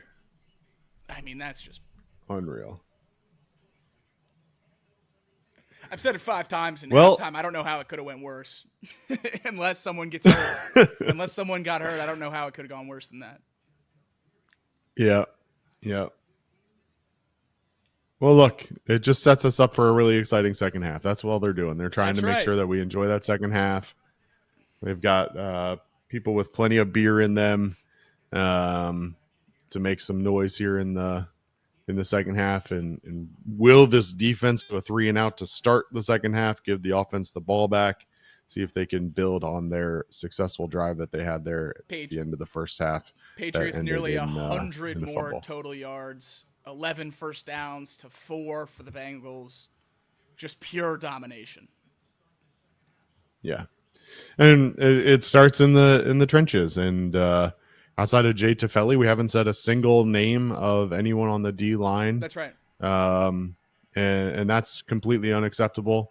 The only time we've really mentioned guys like Logan Wilson is the one time that he went completely untouched and ended up not getting to Jacoby Brissett in time, and they picked up the first down. It just, not a great first half. And yards per play, Bengals 3.5, Patriots 5.3. And the opening kickoff is returned by the Patriots. out to about the 29 or 30-yard line. They'll start their first drive of the second half. We have a poll in our chat now. Just a simple yes or no. Week 1 gave us the easiest poll possible. Do you think the Bengals will come back and win this game in the second half? Let me know what you guys think. Jacoby Brissett sails a shot down the sideline on first down. It's going to be 2nd and 10. If you think the Bengals can make the comeback down 10-0 to the Patriots at the start of the third quarter, you can get them at about plus 160 now in the live money line. Remember, they were over a touchdown favorite to start the game. Over a touchdown favorite, and you're down double digits to start the second half. I don't think anyone was expecting and the that. Patriots start the first half or the second half with a shot play. They look for Tyquan Thornton down the right side. Ball overthrown by Jacoby Brissett, 2nd and 10. I do love all the people in the chat that are blaming David Bell for this. So that's at least they're consistent. Quality outcome. At least they're consistent. That's right. Mark Fetter says Zach Taylor not great at halftime adjustments, but Lou is. I do tend to agree with that. The defense, quite frankly, not as worried about. The question is whether or not this offense can get on track as the D-line busts through there again, putting more pressure on Jacoby Brissett, but unable to get the sack. Jacoby Brissett picks up about 6, and will bring up 3rd and medium. When Sam Hubbard's sacking B.J. Hill in the backfield, it's never a great sign. Yeah. Bengals continue to get pressure. They get pressure again, but Brissett just bounces off his own lineman and gets the ball away to avoid the sack. Bengals do get off the field. It's going to be 4th and 4. The D-line keeps adding pressure. They're in Jacoby Brissett's face basically anytime they try to get something to develop downfield, but just haven't been able to get home quite yet. If they can keep this consistency up, that'll come. That'll come down the line. I am encouraged by the amount of pass rush that they've been able to get right now. Yeah, look, the Patriots in the first half averaged about 5.5 yards per carry in the first half, and they come out here in the second half and don't run the ball at all to start the half. It makes no sense to me. It's one of those scenarios where if I'm a Patriots fan, I'm shaking my head wondering what we're doing. You know, my focus as a Patriot, as we talked about at halftime there, I'm coming out. I'm trying to continue to jam the ball down the Bengals' throat, continue to wear out that front 7. And what do? 3 straight passing plays, 4th and 4. They have to punt it away. And Charlie Jones just fumbled the return. Charlie Jones just fumbled the return. Patriots recover. Patriots football. Inside their own 30, going into the end zone. Just you banging our heads. You kick the ball off to start the third quarter. You're already in a terrible spot. And then you just give it right back. Yep. And ball very clearly out. No question about that one. Helmet right on the ball. Textbook tackle. Yep. And the ball pops out.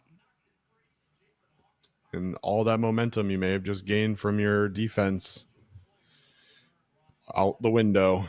And now you got to put them right back out there and hope that you can do the same thing. Now, if I'm the Patriots, you've got first down, I'm taking a shot at the end zone, and if I don't get it then, I'm handing the ball off to Ramondre Stevenson, and I'm wearing down this line a little bit again, seeing if I can pick up some more chunk plays, make some guys miss in the backfield like I was in the first half. Instead, they hand it off to Ramondre Stevenson to start the drive. He picks up 1.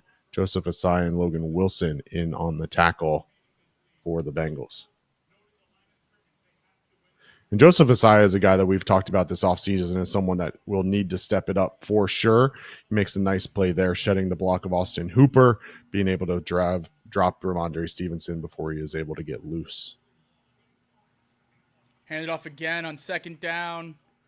Churns his legs in the pile to get out to about the 20. About a 3.5. Pick up a 3, 3rd and 6. Again, 3rd and long. I mean, Bengals defense doing their job. An opportunity here to get off the field, force the field goal after the change of possession. If they can get that stop here, that'll be really big.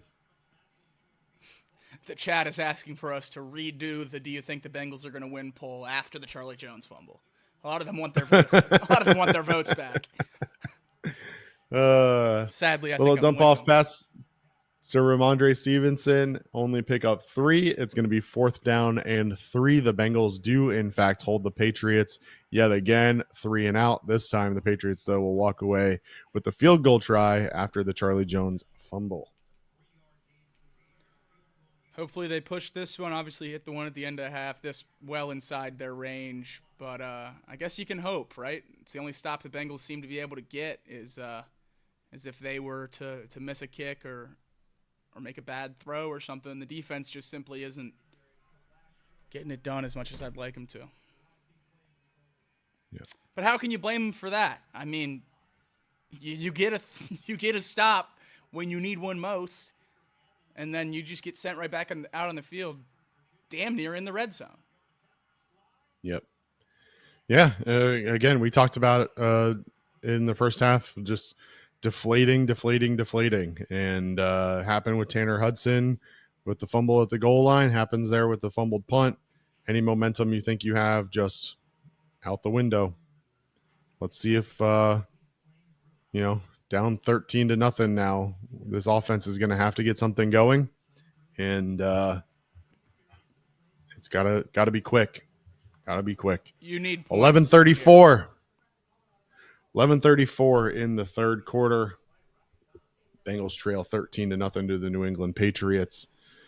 I mean, 2 good drives out of your defense here to start, though. We were worried a little bit about the front 7 and getting manhandled in the first half. They come out and hold Ramondre Stevenson there on his 2 carries on that last drive.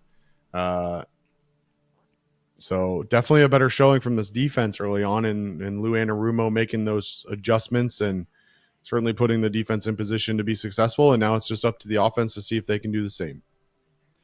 Yeah, Patriots long snapper, the player who forced that fumble on Charlie Jones. Joe Cardona, the long snapper of the Patriots, putting his head on the ball, forcing a fumble. That leads to 3 points. Bengals trail 13-0. And after only losing 2 fumbles all season last season, the least in the NFL, the Bengals have lost 2 today in their Week 1 opener against the Patriots. That was one of the things that I loved so much about the Bengals offense is they just simply didn't give away free possessions last year when carrying the football. They kept, the first things first, and that's protecting the football, eliminating the other team's possessions. And then this year, we've already met our season total from the year ago. Yeah. And really, I mean, it's hard to say that that's the story of the game when you're down 13-0, but those 2 turnovers resulted in 6 points. So, I mean, this should be a 1-possession game right now. Instead, the Bengals trail by 2 touchdowns. Jalen Naylor touchdown in the Vikings game. The Vikings now lead 21-3 over the New York Giants in their hideous jerseys. I don't know if you saw those yet or not. Terrible. Not Terrible. a fan. Yeah. I don't know if you know enough about me, but anything with that wing helmet, I'm all the way out. I can't do any of it. I don't care if it's maize or blue or blue and red. Doesn't work for me. Oh, man. Bengals looking to get the ball back here. 11.5 minutes left to go in the third quarter. Down 2 scores. Down 13-0 to the Patriots. Chase Brown, Travion, back to return.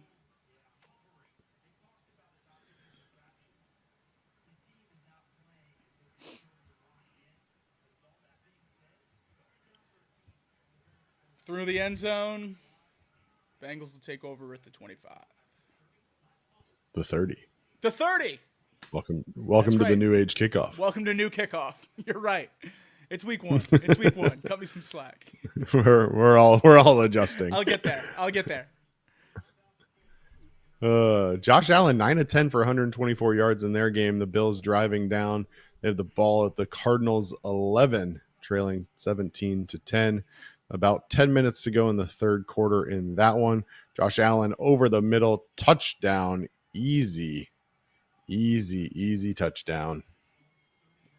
And the Bills just an extra point away from tying this game up. Mac Hollins on the crossing route, 11-yard touchdown for the Bills. Jamar Chase to open this drive for the Bengals. A quick crosser. He takes for, I believe, a first down. If not, it'll be 2nd and 1. Yeah, trips left. Jamar Chase loaded in the inside and just leaks out to the outside.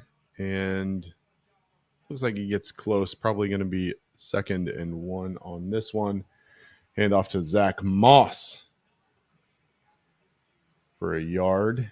And they're going to call him short. 3rd and 1 now. Again, just Zach Moss falling forward for a yard or a yard and a half more than the first time he got hit. That's exactly what we brought him in to do. I'm glad he's doing it early. There's not a lot of praise to be given to the Bengals so far today, and I think even though Zach Moss hasn't been incredibly productive, what he has been able to carve out with his limited touches, I think it's been pretty dang good.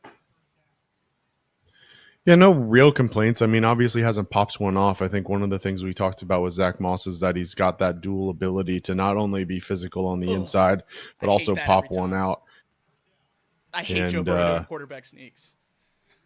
I hate it so much. I know it works, and I know you have to do it if you want to win. And, oh, man, just with how in and out he's been, I hate putting him in that scrum. But Bengals pick up the first down, and he avoids any big hits or roll-ups. So 1st and 10 on the other side of the 40.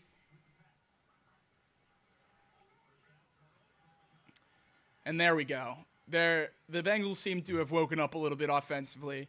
I know Jamar hasn't practiced, but seemingly they forgot he was on the team in the first half. And in the second half, already 2 catches for just about 20 yards, 18 yards on 2 grabs for Jamar Chase. 2nd one again for the Bengals. 4 catches for 24 yards on the day for him.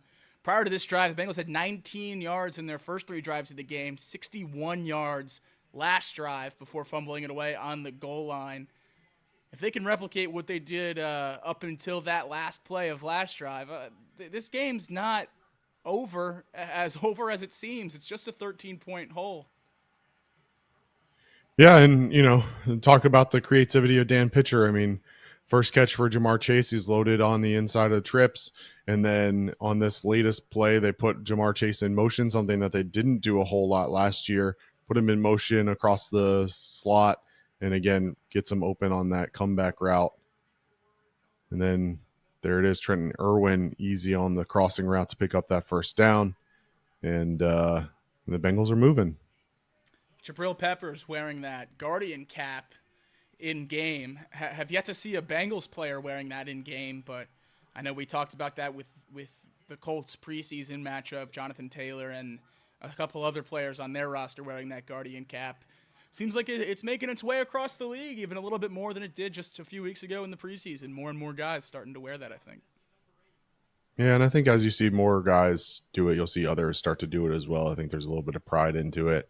But the Colts, I think, had 4 or 5 different guys I saw that are all wearing it here in this opener. So, look, I at the end of the day, the technology is getting better and better in the helmets and preventing concussions. But if you're a professional football player, your job is to be on the field to make money for your family and set them up, and can't do that if you're on the sidelines. So whatever you have to do to protect yourself, I'm all about it.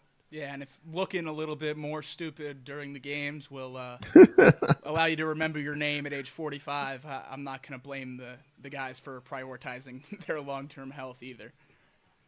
Yeah. And again, Joe Burrow, nice quick pass there to Mike Gesicki. I like what they're doing, going a little bit up-paced, a little bit quicker, spreading the field out, and just picking up chunks. Nothing crazy yet. I'd still like them to see a shot play here, maybe get one towards the end zone here from the 35, see if you can't punch one in. But Joe Burrow coming into this last play, he's now 5 of 6 for 31 yards on this drive. And, throw just deflected. Bengals are moving the ball. Deflected on its way to, I believe that was Hudson. Just ends up a little bit behind and can't make the play. It's going to be 4th and 2 now from the Bengals, leaving the offense on the field. at the 44-yard line heading into their end zone, trying to get their first points on the board. Yoshivas gets stuck. Swing pass, stuck on the 45, about half a yard short of the first down. Bengals turn it over with 7 minutes left. No points on the board. And again, I hate the call. You're moving the ball so well. You're picking up chunk plays, and you try this little swing pass, and it just like I don't love it.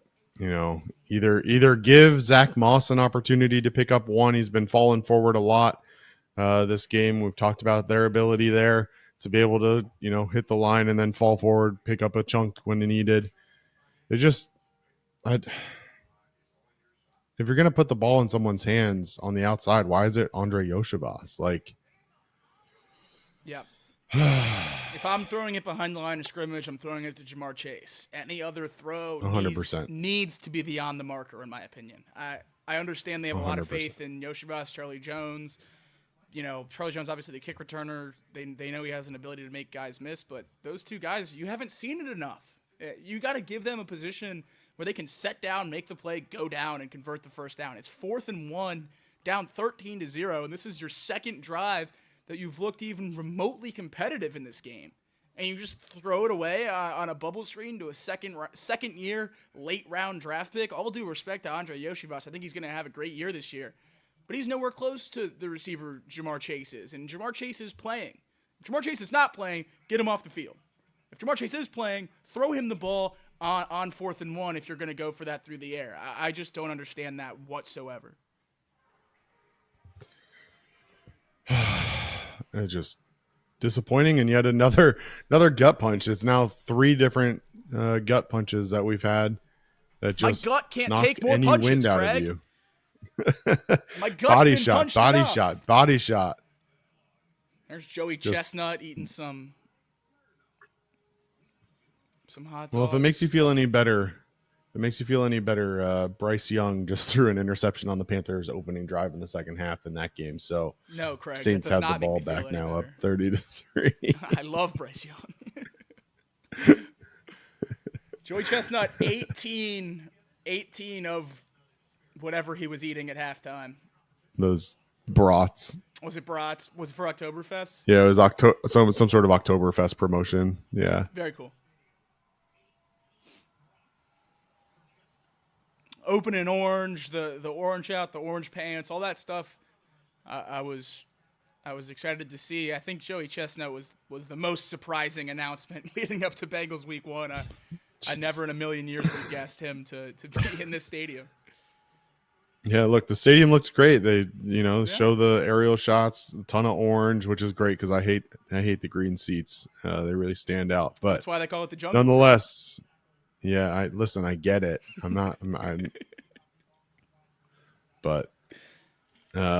Yeah, look, the Bengals defense, 2 really solid drives to start the second half. They're going to have to pick it up yet again. And Ramondre Stevenson picks up 4 in his first carry. And it's going to be 2nd and 6. We're at 34 likes here on the YouTube stream, and I just want to let everyone know that we're down 13, and likes are points. There's a 1-to-1 equivalency there for our streams likes and how many points the Bengals can score.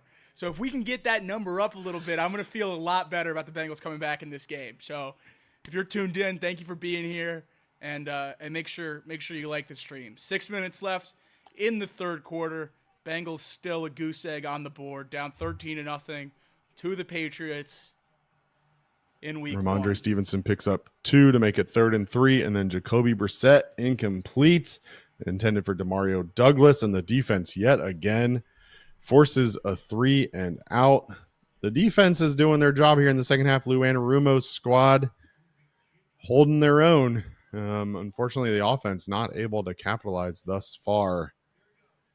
And I tell you what, it's just they're moving the ball better. They got to punch it in. And Nice blitz there from, who was that? I didn't even see. Logan Wilson hits Jacoby Brissett as he's throwing the ball on third down. And the Bengals will get the ball back here with about and 6 they do and nothing. change to go. Charlie Jones loses, I think, a yard or two on the return. Bengals are going to be at the 9-yard line, inside their own 10-yard line, attempting to go 91 yards to get their first points of the game. Oof. 13-0, defense starting to stand up a little bit, but man, offense has to do something, and a 91-yard field certainly doesn't look appetizing for a team that has struggled to move the ball the entirety of the game. A lot of people in the chat souring on Charlie Jones, the kick and punt returner. I know that was one of the things a lot of people were excited about going into the season. He was great in college. He returned the one last year, and with the new rules, you thought maybe he'd be able to capitalize on that. But a fumble and then a loss of yards on a punt return, definitely not a good start.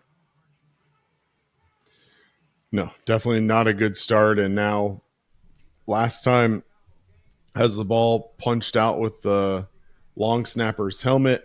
And here we go. Brendan Schooler, safety for the Patriots, with a nice play to tackle Charlie Jones for a loss.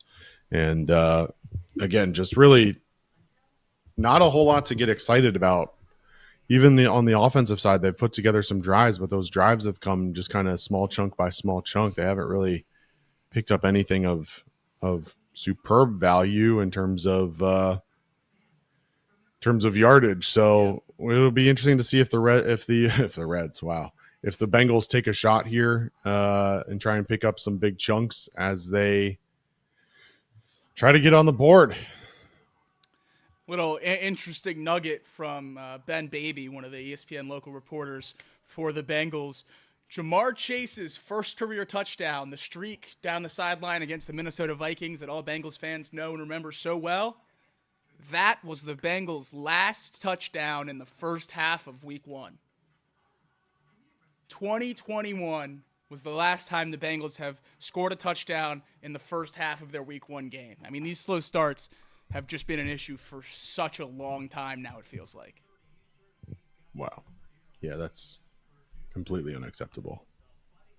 Completely unacceptable. Yeah, I applaud the coaching staff for making a change, recognizing that the slow start was a problem and not just going with the same exact thing again of not playing anyone in the preseason, sitting guys out for practice. Obviously, they don't have control over what Jamar's situation was, but they made the change, and obviously, there's some bigger problems at play, it seems.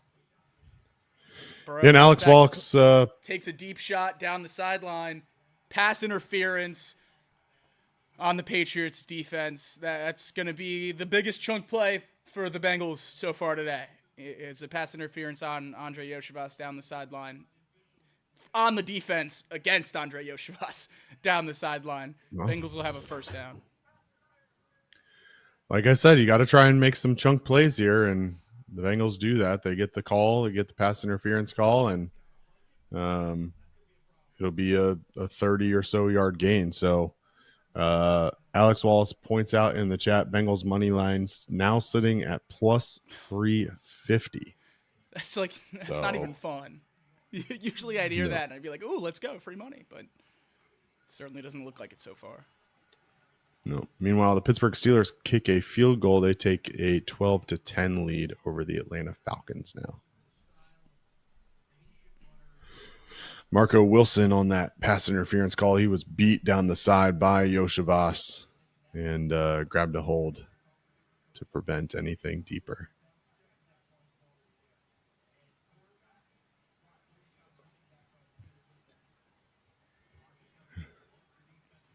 And there's a chunk play by Zach Moss. That's what you love to see. About time. About time. 1st and 10 for the Bengals across the 50. That's great. Pickup of 16 for Zach Moss on the carry. He's now has 7 carries for 34 yards on the day. He's he's doing his job. I wouldn't say that it's been outside of that run there. Hadn't been anything spectacular, but he gets a very nice hole up the middle there, a couple nice cuts to avoid the tackles, and picks up 16, and the fans are starting to get a little bit excited about it. And this is a key drive here. I think you have to get points on the board. Obviously would love to get a touchdown, but I don't think you can walk away empty-handed on this drive yet again. I think you have to get points on the board one way or another. Yeah, incomplete pass, Yoshivas's way. It's going to be 2nd and 10. But that run right up the middle right there, Zach Moss making 2 guys miss and getting 15 yards, that's why you give it to him on 4th and 1. That's why when you have that opportunity to convert and keep the drive alive, try to get some points on the board for the first time today, that's why you give it to Zach Moss. I hope the Bengals play calling, brass is seeing the same thing I'm seeing right now, that he can get it done in the middle of the field, and he needs to be the short yardage answer. Burrow drops back again, finds Chase in the middle of the field, who gets shifty and falls forward for the first down, at least very close to the sticks. It's going to be 1st and 10 Bengals.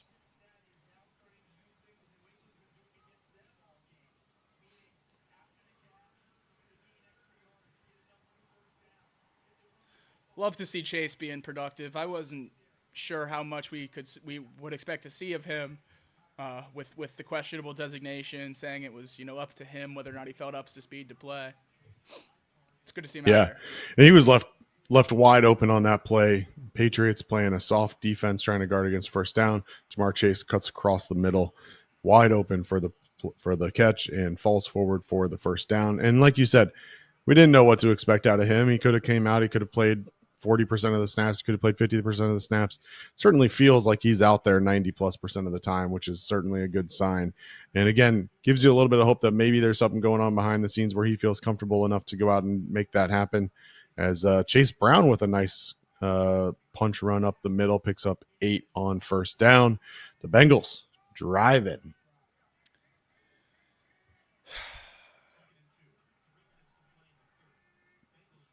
Now Yoshi back in on the action. A great catch. Great catch down towards the ground, pulling the ball back up towards his body, make sure it doesn't bounce. That's an unbelievable play by Yoshivas. Full extension on the upper body. Those arms all the way out. That's a really good grab.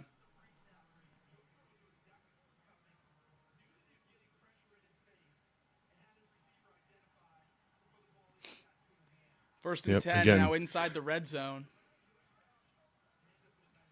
Soft coverage from the Patriots. They're seemingly giving the underneath to the Bengals. And while it may not be sexy to pick up 8 to 12 yards every play, certainly if that's what they're going to give you, you're going to take that. And while you'd love to see a quick hit and maybe get a touchdown a little bit quicker, I think you're going to take the sustained drive every time.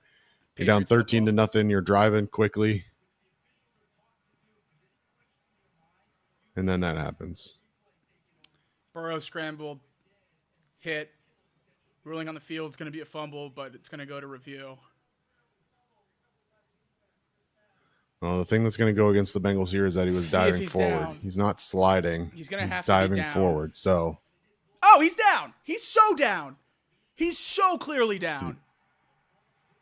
That knee hit the ground right away. But is he touched? But if he gives himself up, it doesn't matter, right? I don't know.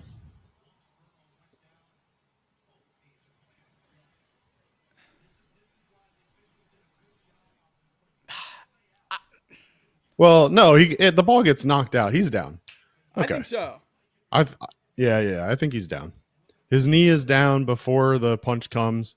And if you're going to punch out the ball, it means you have to make contact with the runner, which means that he's down. Nice play by Bentley to punch that ball out, but he's definitely down. Bengals are retained possession here. Deep breaths. Whew. Deep breaths. Lock back in. Everyone lock back in. If you're in the chat, you got to lock back in right now. I know that was not what we wanted to see, but we're inside the 10-yard line and we need to score. Yep. So here we go. Bengals 2nd and 4 at the New England 10. 2:08 left in the third. They'll retain the ball with a quick return. Come on. And I'm ready for another Mike Gesicki shot at an end zone. Oh, right that'd here. be great. I don't know about you.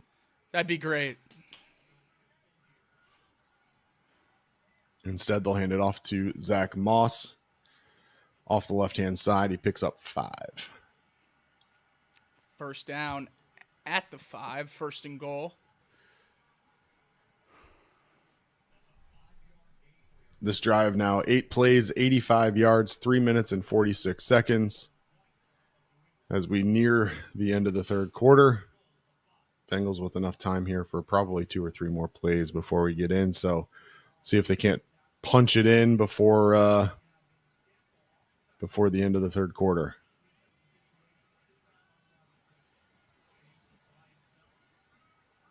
Handoff up the gut to Zach Moss. He makes a man miss, and he's in. He's in. Let's go, baby. Zach Moss, that's why you sign him. The guy makes guys miss, and he gets in the end zone. First score of week 1 for the Bengals, 13-6, waiting on the extra point. This game's still winnable. It's been incredibly ugly, but this game could not be more winnable. Great run, Zach Moss. All he does is fall forward. There's not been one time today where Zach Moss has gone down with first contact. That is absolutely incredible. This is what we had hoped we were going to get out of Zach Moss, and he's delivering. I mean, a 90-yard touchdown drive. That's exactly what we expected out of this offense the entire time. Had to wait till late in the third quarter to get it, but 13-7 now as the Bengals finally score. Just down 1 score now, just down 6 points. Yeah, look, I mean, all respect to Joe Mixon and what he brought to this team for several years, but he had gotten to a point where he wasn't making men miss. He wasn't really breaking long runs. You go out, you let him walk, you bring in Zach Moss, who gives you exactly that. He made man miss there on that play to fall into the end zone, and Bengals are on the board. Hear them Bengals growling, mean and angry. Here they come a-prowling. Lean and hungry, an offensive brute, run, pass, or shoot, and defensively he's rough, tough. Cincinnati Bengals. That's the team we're gonna cheer to victory. Touchdown Bengals. Get some points up on that board and win the game for Cincinnati. Who they think gonna beat them Bengals? Who they think gonna beat them Bengals? Nobody. Certainly not Jacoby Brissett again. We're coming back. 13-7. Bengals down 6 as we near the fourth quarter. Not much time left here in the third, under 2 minutes. Need the defense to keep stepping up. Defense has done it all game. Just allowed 13 points so far. One of those coming on a very, very, very short field. Gonna need the defense. How big would another 3 and out here maybe even make the Patriots punt before the end of the third quarter? Yes. How crazy would that be? Get the ball back here. There's a minute 10 left in the third quarter. Bengals trail 13-7. Listen, I mean, I nobody's going to paint this as a pretty game so far, but the defense for the most part, especially over the last 2 drives, has really done their job. Offensively, they struggled, especially in the first half with the slow start. Yeah. But look, Zach Moss, giving the Bengals a little bit of explosiveness there, picks up a couple chunks, including a 16-yard run up the middle.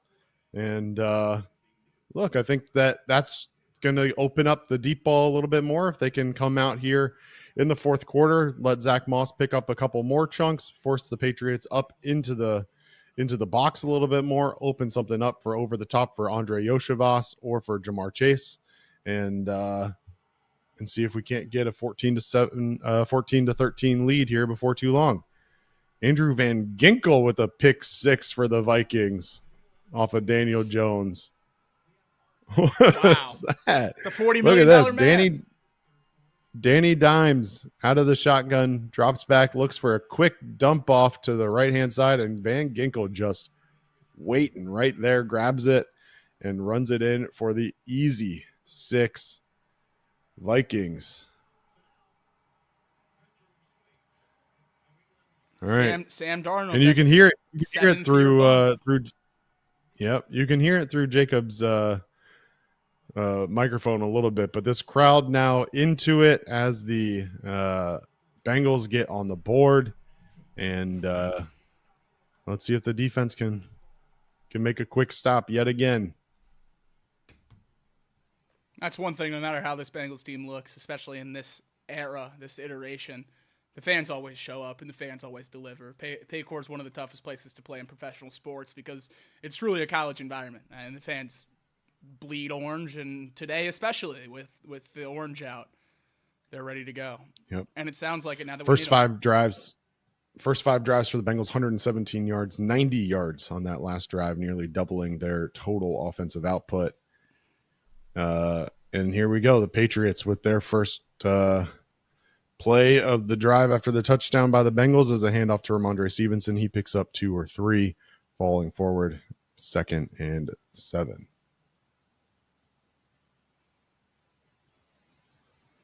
A great grab on the outside by number 1. Jalen I believe that's Polk. Yeah, Jalen Polk. The rookie out of Washington. Great play there to keep the ball away from his body, but still short of the first down. It's going to be 3rd and short, one or two.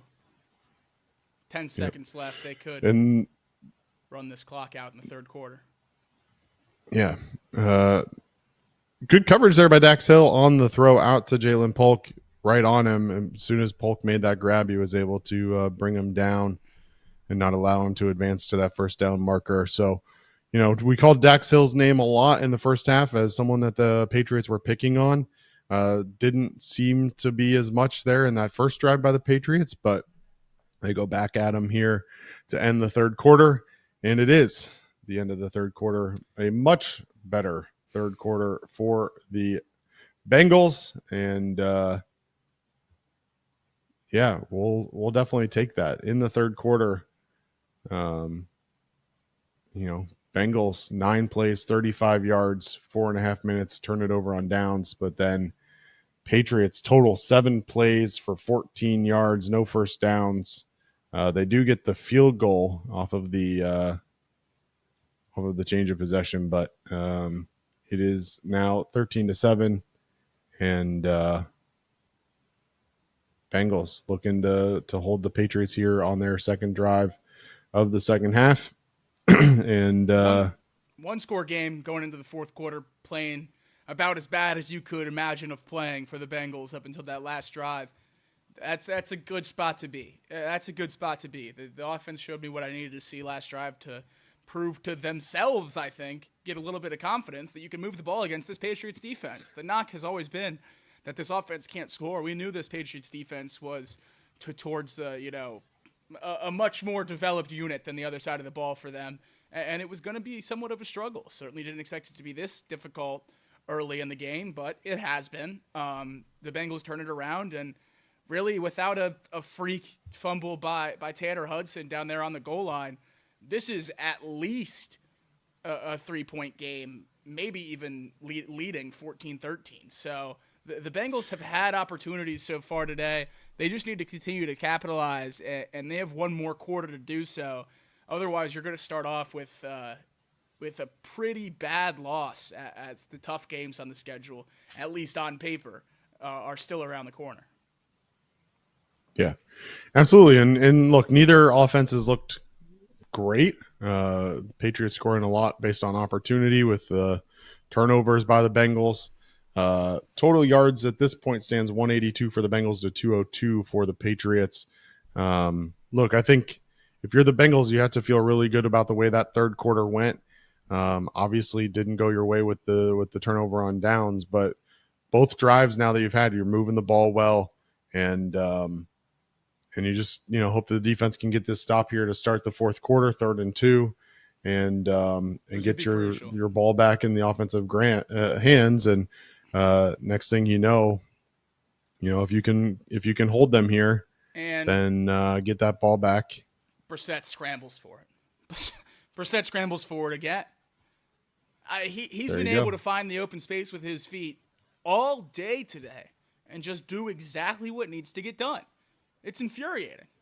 Trey Hendrickson wins on the outside, gets a great pass rush. Sheldon Rankins bowing that middle of the defensive line back into the pocket. Brissett just 2 steps around him and runs for a first down. Yep. And that's what happens when you're only bringing 4, right? It's 3rd and 2. And, that's certainly a scenario where I would have liked to see the Bengals bring a little bit of pressure there. But you're only rushing 4. You leave a wide open gap up the middle. And Logan Wilson and the linebacking crew is playing 6 yards off the line and just makes an easy pick off for Jacoby Brissett to get that first down. Logan Wilson meets Ramondre Stevenson in the hole there, combines with Jay Tufele for the tackle. Stevenson actually lost the ball. I think he fell right back on top of it, but a scrum for a ball that's definitely loose in the pile there. Logan Wilson, Jay Tufele, Ramondre Stevenson all there fighting for it, but Ramondre gets his own fumble back. Great hands by Logan Wilson to punch that ball. It definitely came out. It definitely came out, and the Bengals came out of the pile with the ball. Now, obviously, Ramondre Stevenson probably gave up on trying to wrestle it away after the ref said that it was his ball still. But, I mean, Jay Tufele looked like he came out of that pile with the ball. Just from that one angle that we saw there, Ramondre the Bengals are going to challenge it. I thought Logan Wilson may had reached around Ramondre and grabbed the ball somewhat like in front of his chest area, potentially. And then if he's down there, you certainly can't take the ball from him.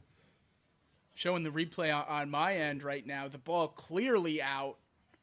Ramondre has no hands on it. And then you see Logan Wilson reach around his waist and grab the ball, or at least make an attempt to. I think this could be Bengals ball. It's going to be very, very hard to overturn, but the biggest thing that you're going to have here is that you have to have a clear recovery by the defense, right? And I don't know. Now, obviously, we're going to see what happens. I do see Logan Wilson reaching in there, but you have to have a clear recovery in order to be able to overturn this. It's one thing to say, yes, that ball was fumbled. It's another thing to say that ball was fumbled and recovered by the defense. And that's going to be the biggest question here is, do they have uncontroversial evidence that ball was recovered by the Bengals? And that's going to be the biggest question. Meanwhile, I yelled about it as it was happening, but Travis Etienne heading towards the end zone gets punched out from behind. He fumbles the ball into the end zone. Dolphins fall on it, and the Jaguars turn the ball over as they're headed into the end zone. Oh, no. But look, I think you have to be happy with the way this Bengals defense is performing. You gave up the first down to Jacoby Brissett, sure.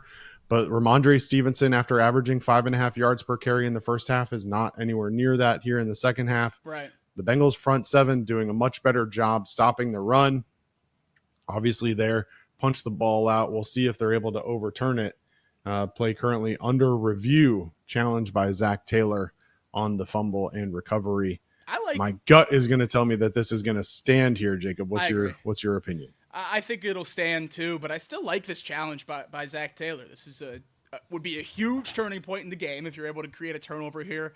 Even if you do force a punt, this is going to be about 30 to 40 yards different of field position, and that's even including a good return. So I like the challenge here. Roll the dice. You can't take them with you. You can only use them in the game, and we're already here in the fourth quarter, down 6 points, and it's clearly the fumble. You're just challenging that clear recovery. I like this call by Zach Taylor, even if he doesn't get it right. I like the gamble.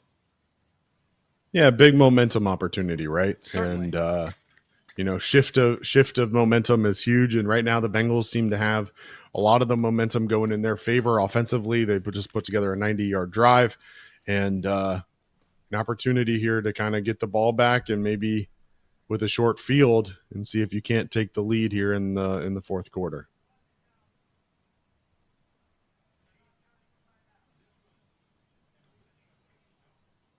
So Cincinnati won the challenge, but it's New England ball. Because they didn't have a clear and obvious recovery, huh? I'm trying to catch what Gene Steratore is saying right now, but yeah, that's the gist.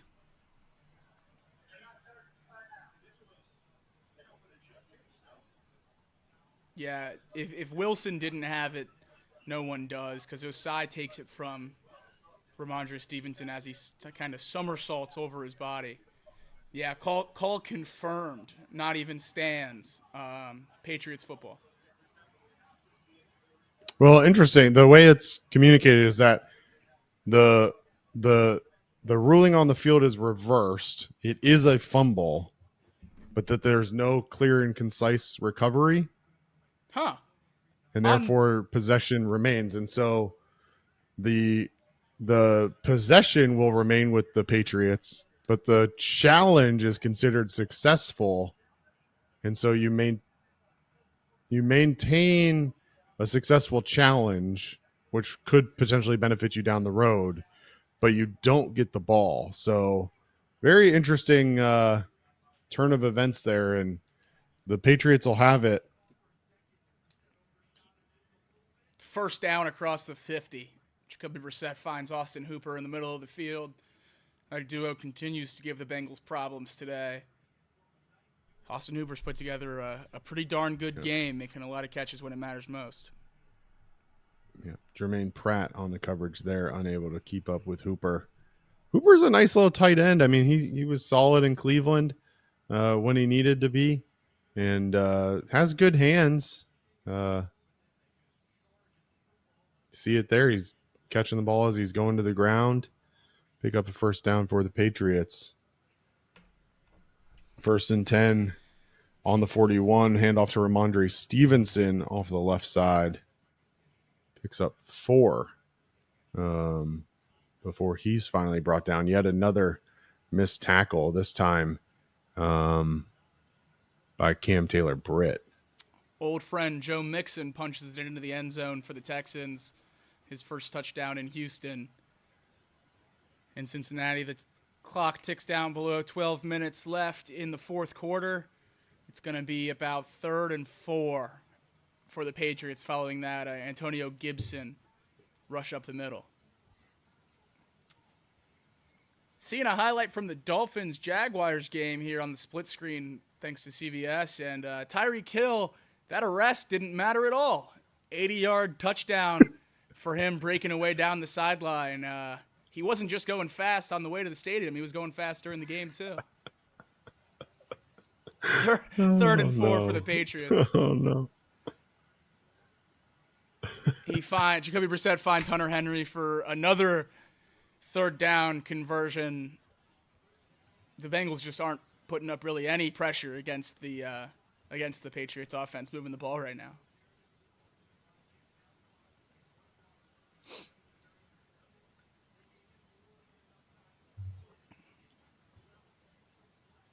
Man, just Von Bell on coverage there with Hunter Henry. Just couldn't stay with him.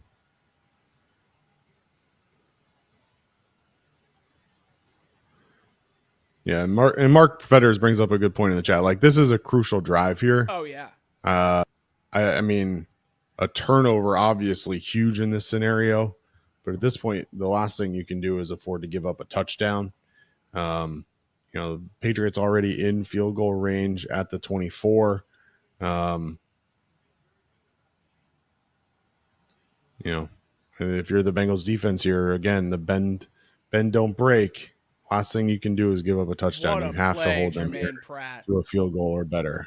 Jermaine Pratt sniffs out the screen, blows it up for a loss on the play. It's going to be 3rd down now for the Patriots as we get to the 10-minute mark in the fourth quarter. The Patriots, just trying to set up a Ramondre Stevenson screen, try to chip away at a few yards there, and Jermaine Pratt, not fooled at all, sniffs it out right away, blows it up in the backfield. 9:45 on the clock, 3rd and 11 for the Patriots, up 6 in field goal range. Another sack or tackle for loss would be absolutely huge.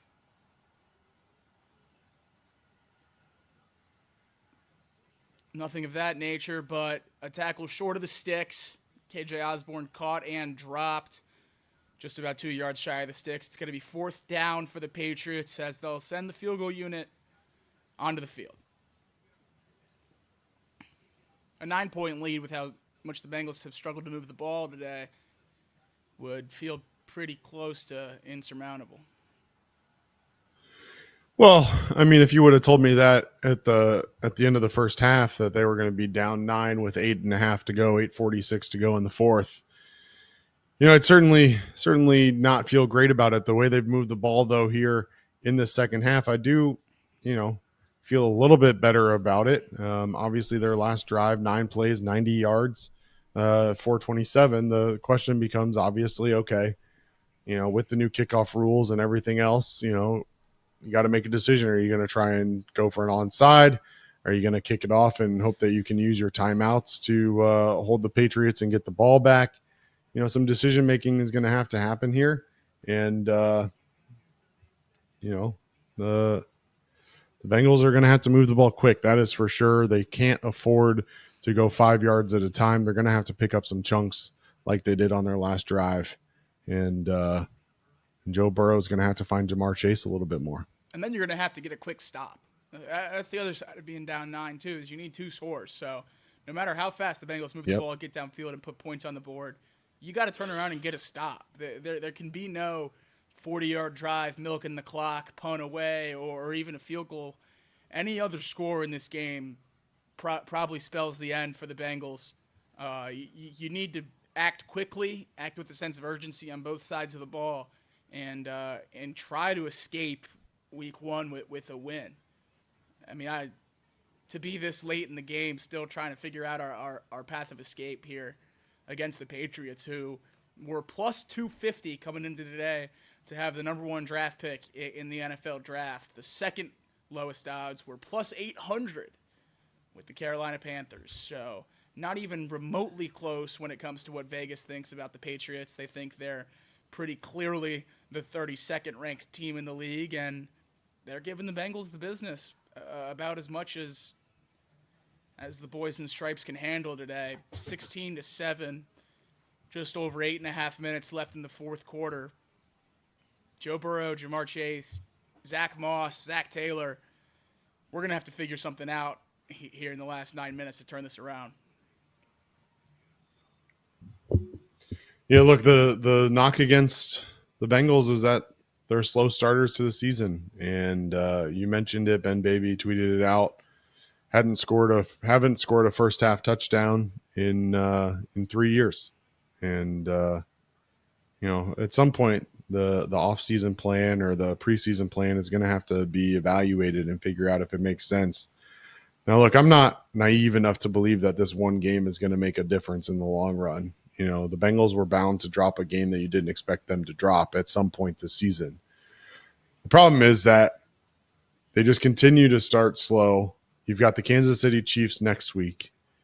You kind of needed this one to build a little bit of momentum to get into that week with hopes of getting a win this week and going 2-0 against the Chiefs next week. And, when you start 0-1 against the Patriots and then you have to go to Arrowhead next week, it just doesn't necessarily make you feel really good about it. And so this next 8:46 is going to be huge to try and build momentum and see if you can't carry that into next week. But certainly a loss here doesn't bode well for going up against Patrick Mahomes and the Kansas City Chiefs next week.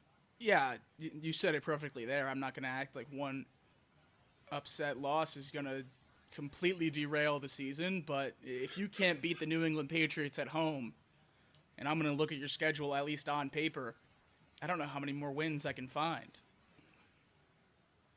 Right. Yep. Well, the Bengals will start this one, 8:46 left in the fourth, trailing 16-7.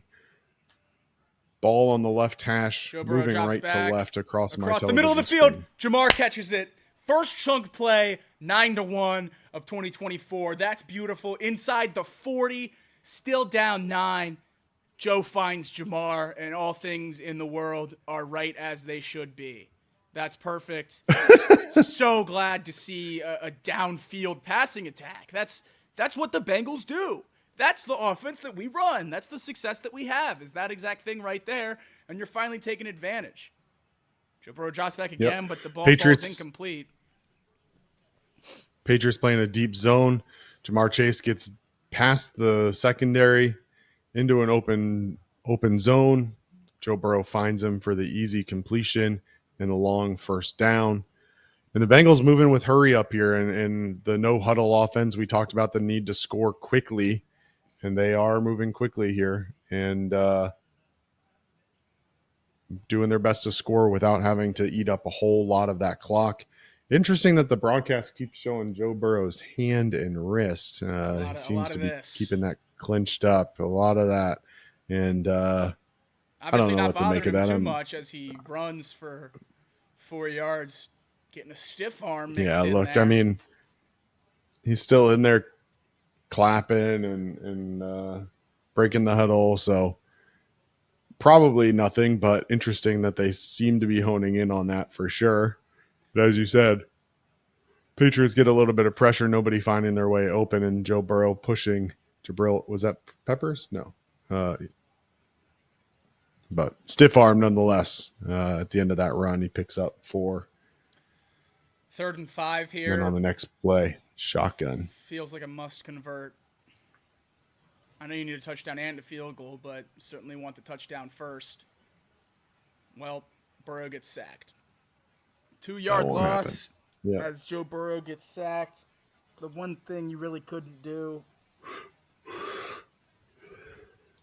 Now going to leave Evan McPherson with a 50-yarder. Yeah. He almost got out of there. Disciplined play by the Patriots defensive line, staying in their lanes as the DBs locked up downfield. That's truly a coverage sack, but they all count the same in the box score. Yep. 51 Money Mack in for the 51-yarder. And that's why you pay your kicker, folks. Drills it right down the middle. 16-10. 6:14 left in the fourth quarter. Bengals are going to be kicking the ball back to the Patriots. Now it rests on the defense. Need another stop. Feel like a broken record, but need another stop.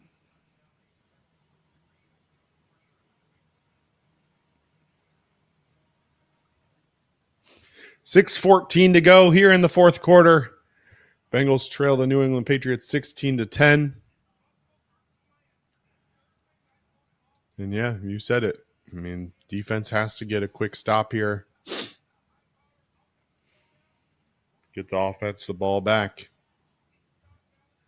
Check in with our chat. D has to get a stop, 3 and out, or it's over. Big kick from Money Mac. Get a stop. Money Mac is good. Coverage sack. Need that Gesicki game winner, baby. Here we go. Alex Wallace, I'm in the same boat, pal. That reversal was brutal. More ways than just one. How are we looking on fantasy football so far today, Jacob? Pretty good. I'm doing all right. I avoided Jamar Chase shares just because in draft time I didn't want to completely leverage myself fantasy and emotionally on him coming back week 1. So I thought I would just keep that bet emotional. But, yeah, the teams are looking all right so far. Bears defense is a phenomenal pickup, it seems. 16 points already today. A defense, a fumble recovery, or a defensive touchdown, a fumble recovery, and a blocked kick for the Bears defense and special teams. All of that despite trailing 17-13 currently to the Tennessee Titans in the fourth quarter. Yeah. The Titans are a team that I'm not going to compete for a Super Bowl or anything, but I think they're going to be a lot better than people think. Will Levis has some talent. That arm has pop, and he's a talented quarterback. He led the league in a hero throw percentage last year, which is basically just the percentage of your throws that you make that other quarterbacks wouldn't be able to make.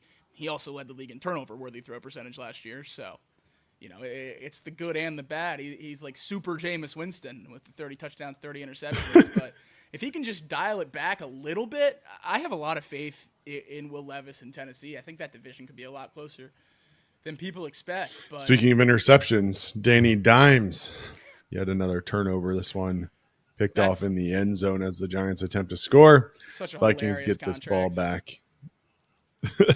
Such a hilarious contract. Oh man. Well, my head-to-head league at least not looking great. I'm going up against Jalen Hurts, Saquon Barkley, who combined for 65, Yeah, that's a tough and then one. Aaron Jones. But I had Pacheco. I still have George Kittle going. Still have Debo going. Amon-Ra, Kyron Williams, Christian McCaffrey. So still hope. It's a good squad. You'll be But all right. not a bad squad. Not a bad squad. I'm in a couple guillotine leagues this year. Have you heard about guillotine leagues, Jacob? Yeah, isn't that the lowest score of the week gets cut out or Yeah. whatever? Yeah. Yeah, so there's 18 teams and there's no head-to-head matchups. Each week the lowest scoring team gets eliminated. They're out. No more competition. All of their players get added to the waiver wire. You've got $1,000 of fab to utilize throughout the entire year, and your goal is to build up the best possible roster. No roster moves allowed in the last 4 weeks. So, yeah, by the time you get down to the semifinals or the last couple of weeks, every single team is stacked. And yeah, it's an interesting one and one that's really challenging because you've got, again, 18 teams and you've got 14 rounds. So you're having to draft some nobodies towards the end. And one of them looking pretty good, CJ Stroud. Achane has 19, Mixon 23, Zach Moss 13. So looking okay in both of those as Ramondre Stevenson picks up the first down for the Patriots. Bengals defense can't get the 3 and out that they were looking for. There was an injury on the play as well. Bengals looked like defensive lineman down. I could only see the 9 on the front of his jersey. Someone in the 90s seemingly hurt on the play, and obviously not great when we're already very, very concerned about our defensive line depth. Yeah, absolutely. No 3 and out, but a first play, first down is, I guess, the next best thing because we can just try again. Let's just get a 4 and out. BJ Hill is the player down with an injury, and Charlie Goldsmith reporting that he's walked off on his own power. So hopefully nothing serious. Hopefully can get back out there quickly so that he can be part of stuffing this Ramondre Stevenson run attack that the Patriots are relying on and important try to get note, this stop. The Bengals are also without Chris Jenkins today. He, looking at surgery on his thumb, going to miss some time in that Bengals defensive line, and with B.J. Hill now at least out for one play, hopefully that's all. But this would be certainly where you see a lot more of Chris Jenkins next to Sheldon Rankins. So a big loss for the Bengals for sure if B.J. Hill can't get back in the game pretty quickly today. Yeah, absolutely. And Rick says it in the chat. It says, look like Jermaine Pratt is having a rough go of it out there. I said it earlier on in this broadcast, like the linebacking crew last year really struggled for me personally, tackling, in coverage. And really, we haven't called their name a whole lot so far today. And so definitely concerns across that. I asked about the potential of making some moves in that realm, in that linebacker room. If this is the way that it goes throughout the rest of the year, I wouldn't be surprised if the Bengals have to try to make a move and bring in a veteran linebacker or maybe even rely on some of the depth pieces that they have. But certainly, I mean, you can see it in that replay. Logan Wilson getting manhandled as Ramondre Stevenson runs past him. BJ bouncing up and down. Just not a physical enough. Hopefully it looks like he's okay. Yeah.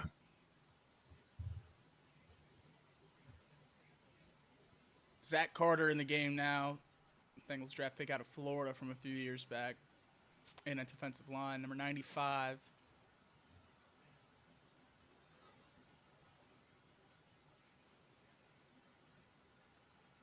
Great penetration by Sam Hubbard. Ramondre Stevenson's able to maneuver around to get about a yard gain. Great play to tackle him from behind. It's going to be 2nd and 9 for the Patriots. Just over 5.5 minutes to go. Got to get a stop here. Can't afford to get the ball back with less than 4 minutes. Absolutely. Absolutely.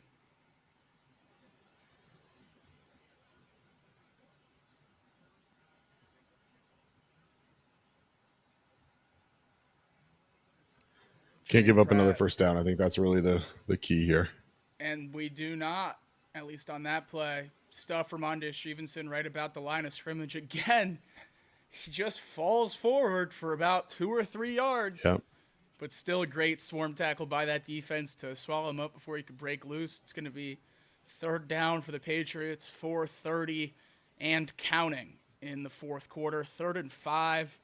This is, without a doubt, the biggest play of the game. This is as big Absolutely. as they come so far. 3rd and 5 on the New England 47, outside of field goal range, obviously on their own side of the 50.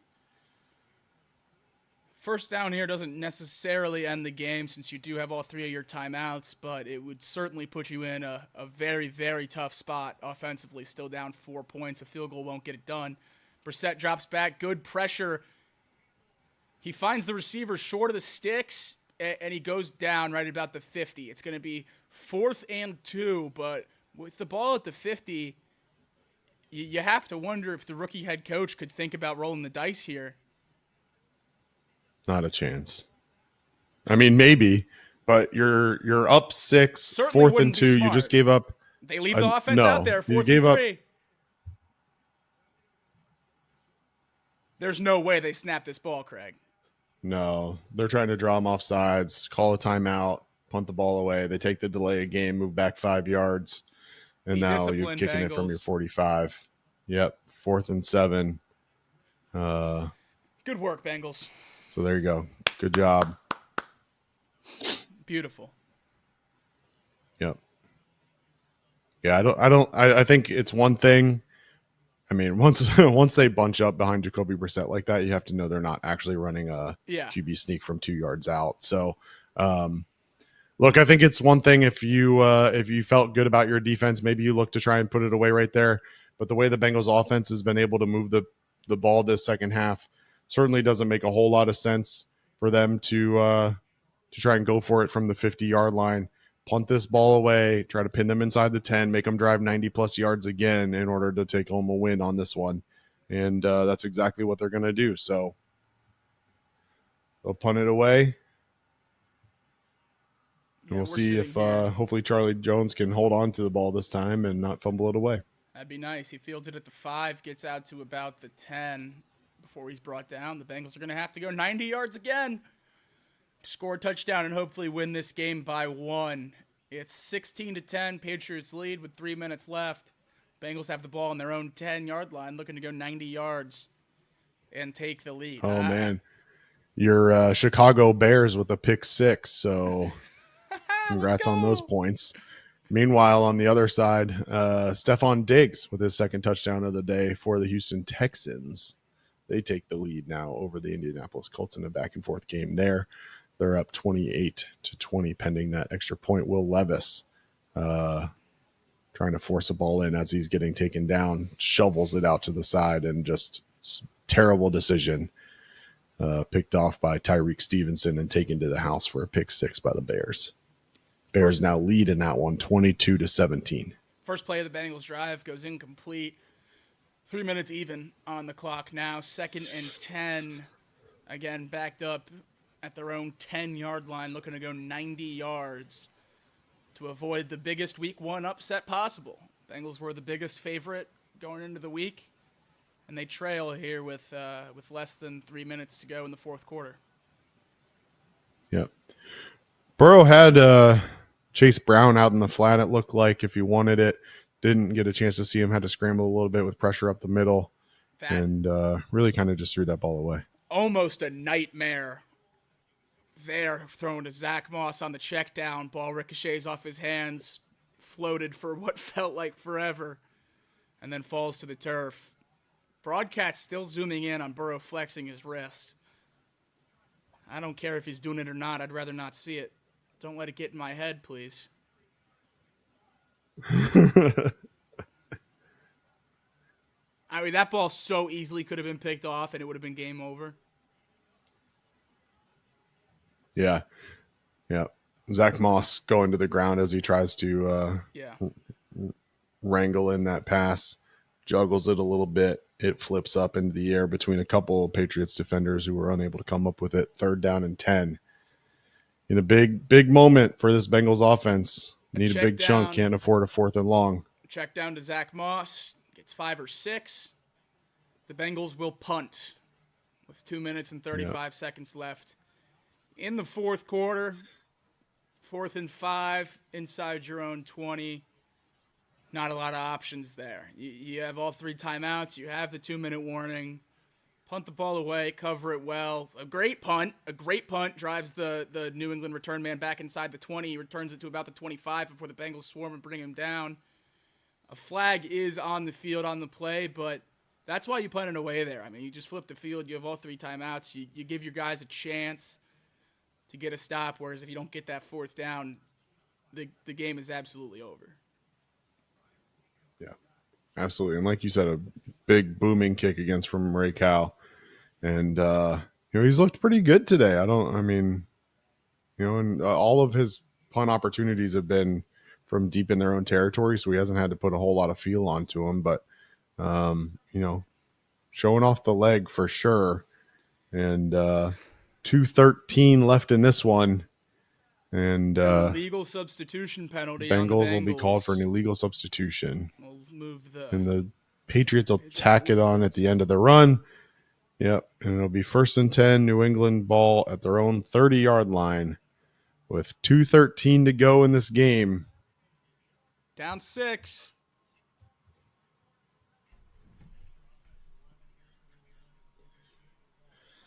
I mean, how do you get an illegal substitution on a punt?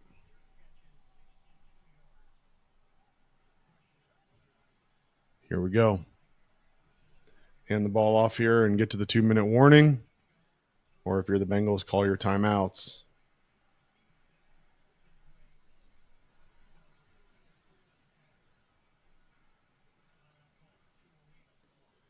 I had a conversation with a coworker the other day.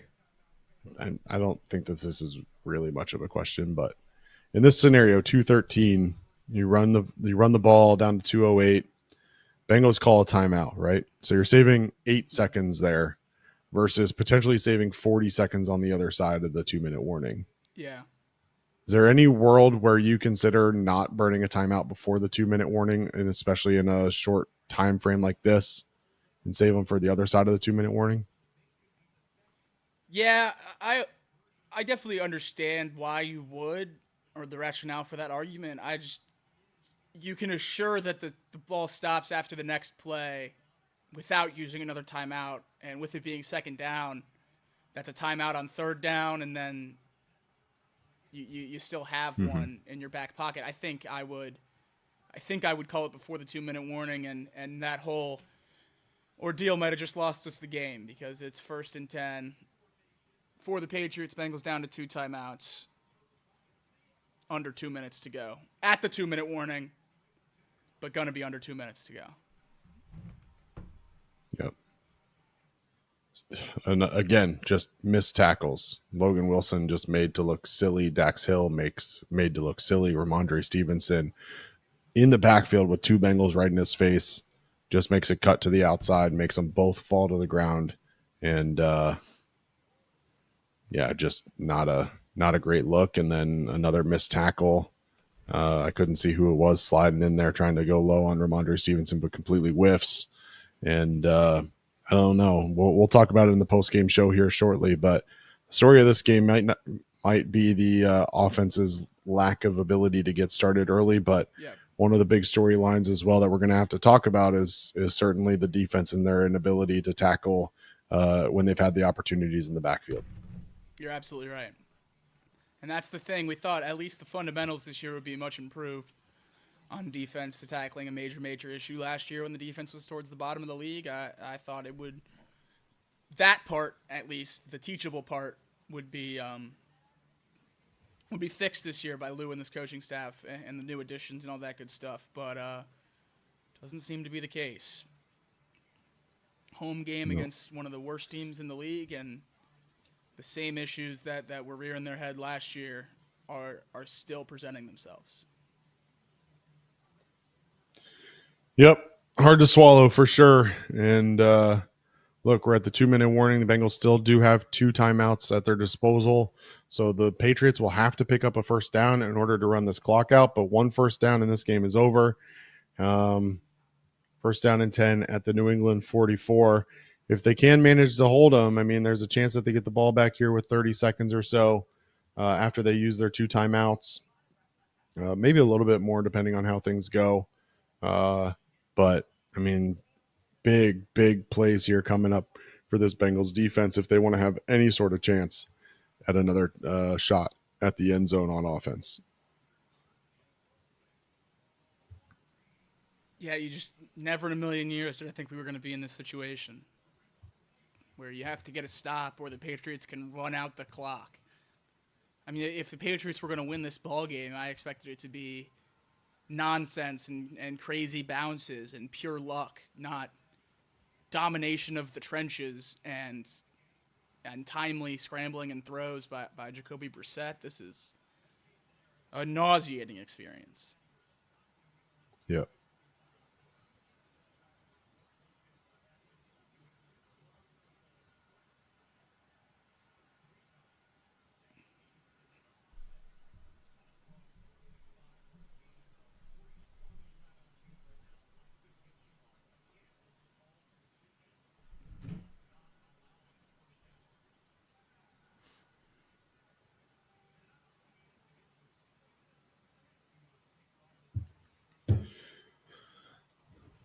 And the first down play is a run by Ramondre Stevenson to the left for 3 yards. Bengals call their timeout, minute 52. And a second down and 7 upcoming. 24 carries, 111 yards, and a touchdown for Ramondre. You knew he'd be the engine that led this Patriots offense if they were to succeed. And today, obviously, they have. Yep. Second down and 7. First down, that's the game. Ball game. Unreal. Well, Unreal. We get to sit here for a Patriots. minute 44 and think about our actions. Think about what we did. That's just terrible. That's just terrible. Yeah. Just, I mean, look, you had another opportunity there where you have a guy wrapped up at the line of scrimmage or shortly after the line of scrimmage, and Cam Taylor-Britt can't bring him down. He's up high on Ramondre Stevenson, arms wrapped around him, and literally in the backfield. Has him wrapped up at the 47, and Ramondre Stevenson just battles all the way down to the 44, and just cannot happen. Cannot happen. And the Patriots will be able to kneel this one out. And the Bengals will have a minute and 44 seconds to think about what just happened, because certainly no real reason for this offense to be held back to 10 points over the course of a game against the New England Patriots. And tip your cap. Obviously, Gerard Mayo has this team playing well and playing up. But, I mean, the Bengals offense just did not look great.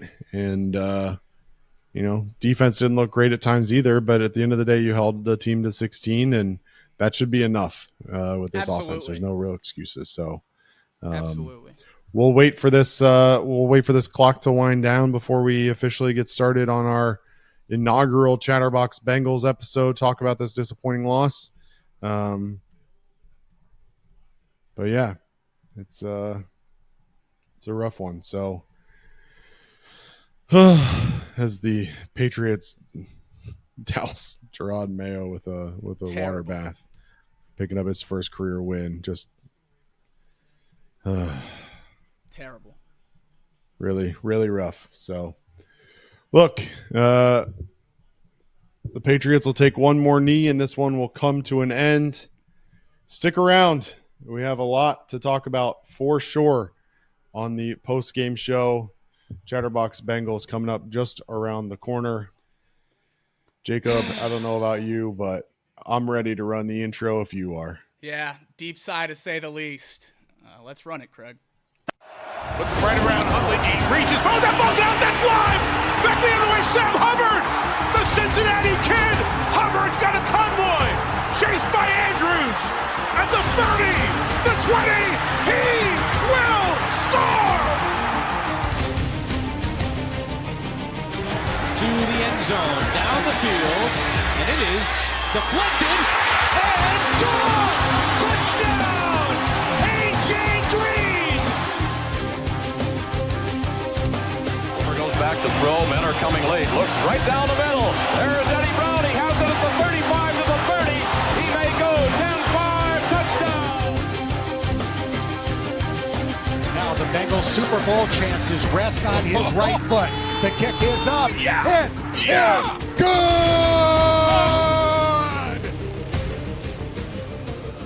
Corey Dillon, he's gone. The knockout punch, you're looking at it. 65 yards.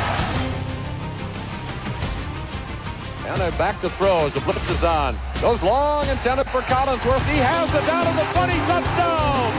And Chris Collinsworth. Throwing the long ball. Deep down the field. Chad Johnson's got it. Touchdown. Cincinnati. Look at Chase go. Oh my goodness, what a gear he just found. Chase for the touchdown. Wow, Chase is on the case.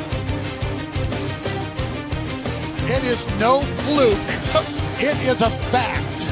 The Cincinnati Bengals are headed to Super Bowl 56.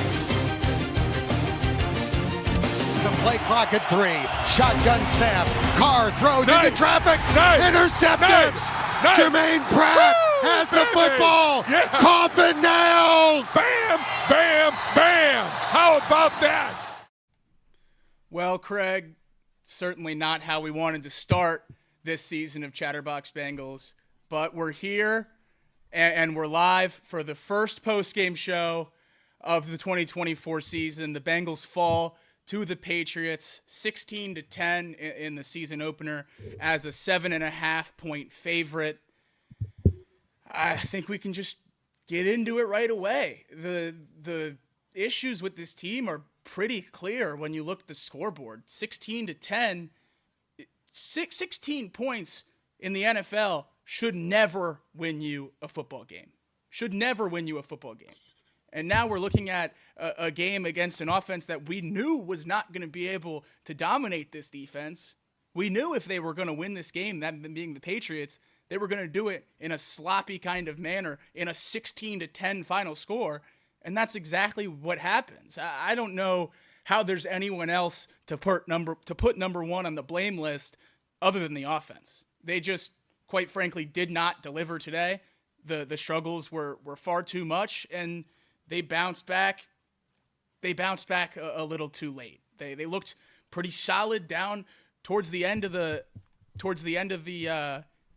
end of the game, but the entirety of that game falls on the offense, and the offense not waking up until it was too late. Well, look, you can't go first half and go scoreless. Ben Baby, you mentioned, tweeted it out. Bengals haven't scored a first half touchdown in an opening game in 3 years now. And for a team that relies on the offense, it's completely unacceptable for them to continue to have these slow starts. And again, it's one thing for the defense to give up 16 to the Patriots. Quite frankly, I thought there were some things that the defense did well. I thought there were some things that the defense did poorly. At the end of the day, the offense just did not have it all game outside of one or two drives. And so, for Joe Burrow to have 21 of 29 for 164 yards against the New England Patriots, completely unacceptable. For the Bengals to only have 224 yards against the New England Patriots, completely unacceptable. For them to only rush for 70 yards in a game where realistically you should have been running the ball the entire of the second half because you should have had a big enough lead to not have to worry about throwing the ball, completely unacceptable. And it's yet again, this coaching staff, for whatever reason, has not been able to get the team going early on in the season. And now you go into next week and you go into Arrowhead and have to face the Kansas City Chiefs in a game where you were hoping to come out of that 1-1 because you pick up the win against the Patriots. And then, worst case scenario is you're 1-1. But now you're coming in, you've got zero momentum after a heartbreaking loss, a game in which the offense can't put together anything of value outside of one 90-yard drive, multiple turnovers that continue to serve as gut punch after gut punch after gut punch.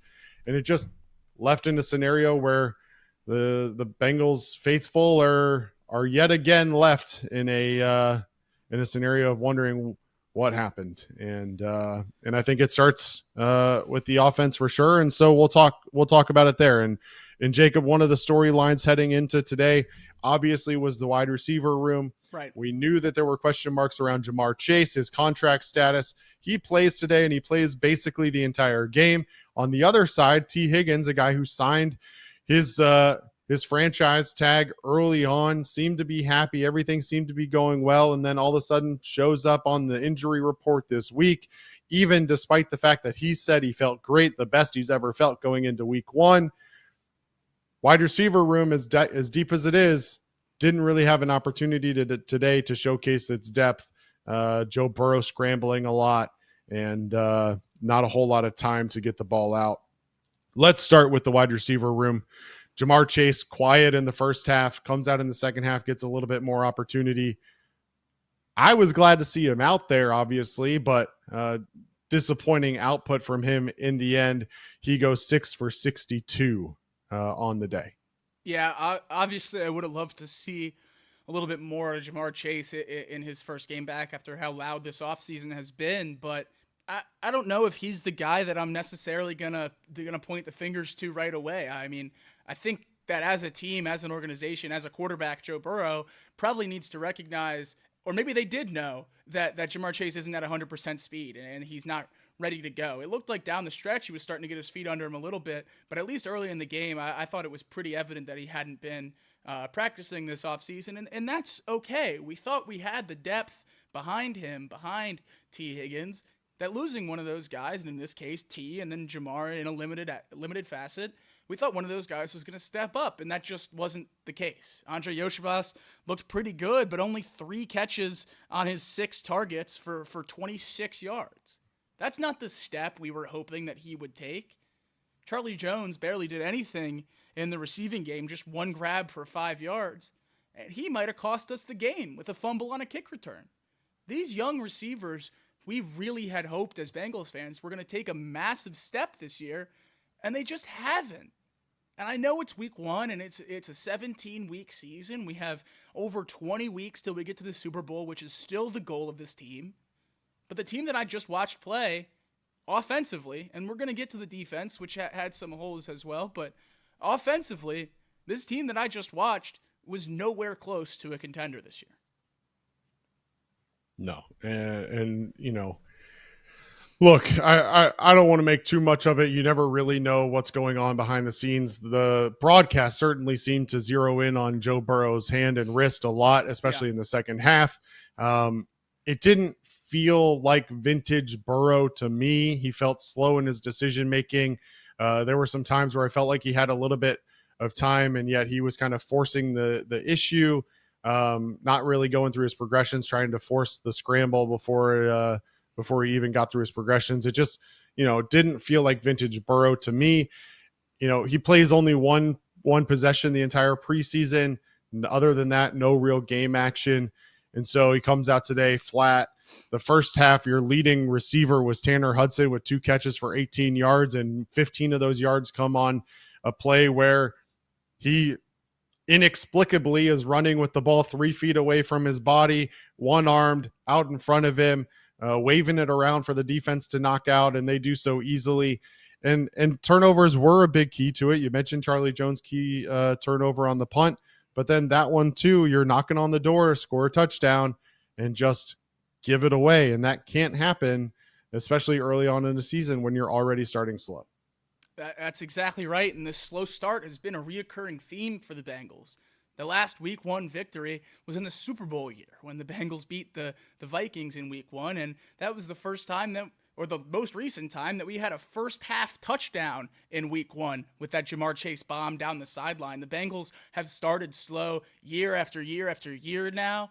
And I think a lot of people were finally fed up with the whole relaxed offseason, no preseason type of, mindset and attitude Zach Taylor had with the team. And he changed that this year. He had the starters play in the preseason. The defensive starters played a lot more than the offensive starters did, but the offensive starters still got a drive in that first preseason game, were engaged the entirety of the dual practices. Joe Burrow didn't miss any time because of injury, and then we see the same exact issues seemingly rear their head in week 1.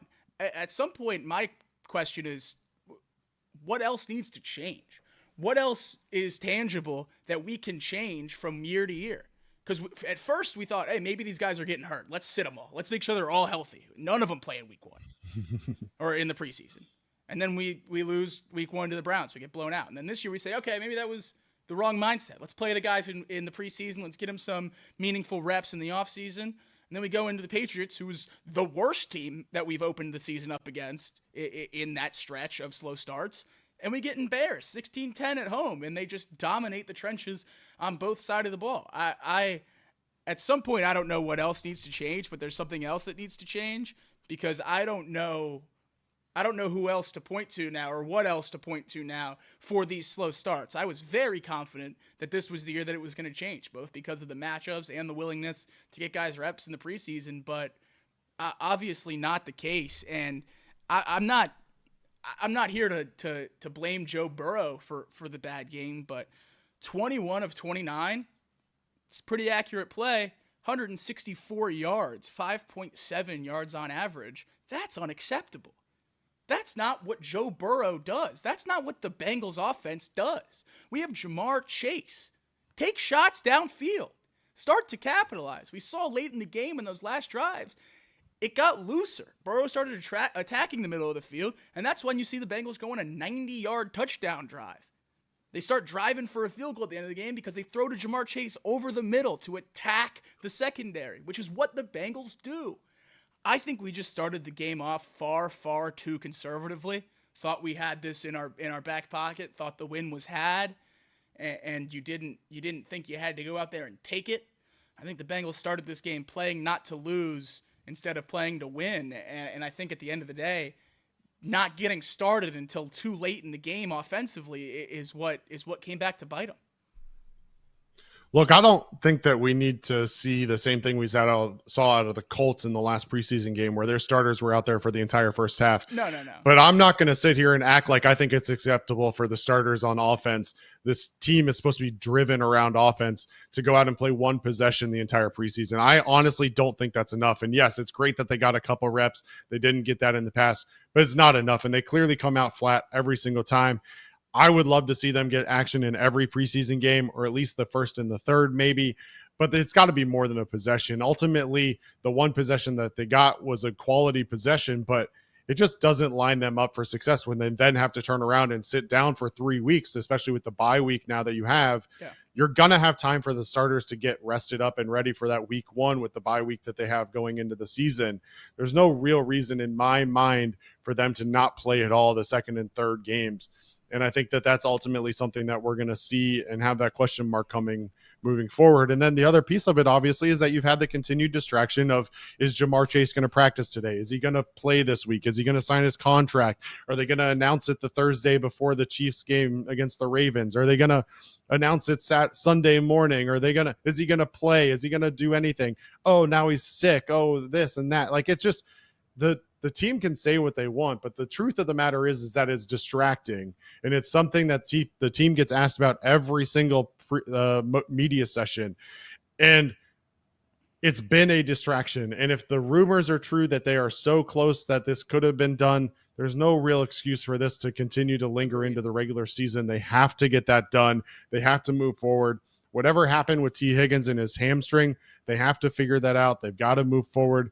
This wide receiver room, while there is depth, they don't have the clear, deep options behind 1 and 2, right? They've got really good depth pieces for the 3, 4, 5, spell Chase, spell Higgins here and there. But Andre Yoshivas, as much as we like him, is not ready to step in and be a clear number 1 or 2. It doesn't seem. Now, on the flip side of that, I'm going to sit here and I'm going to tell you the fact that their longest pass play of the day was 28 yards, and that was to Jamar Chase late in the game on a play where he found an open zone, is completely unacceptable. There wasn't a single ball thrown over 20 yards outside of that one pass the entire game. And that is not this Bengals team. This Bengals team has built their ability to run the ball, set up play action, throw the ball, take shots down the field. And Jamar Chase did not do that today. Andre Yosevas did not do that today.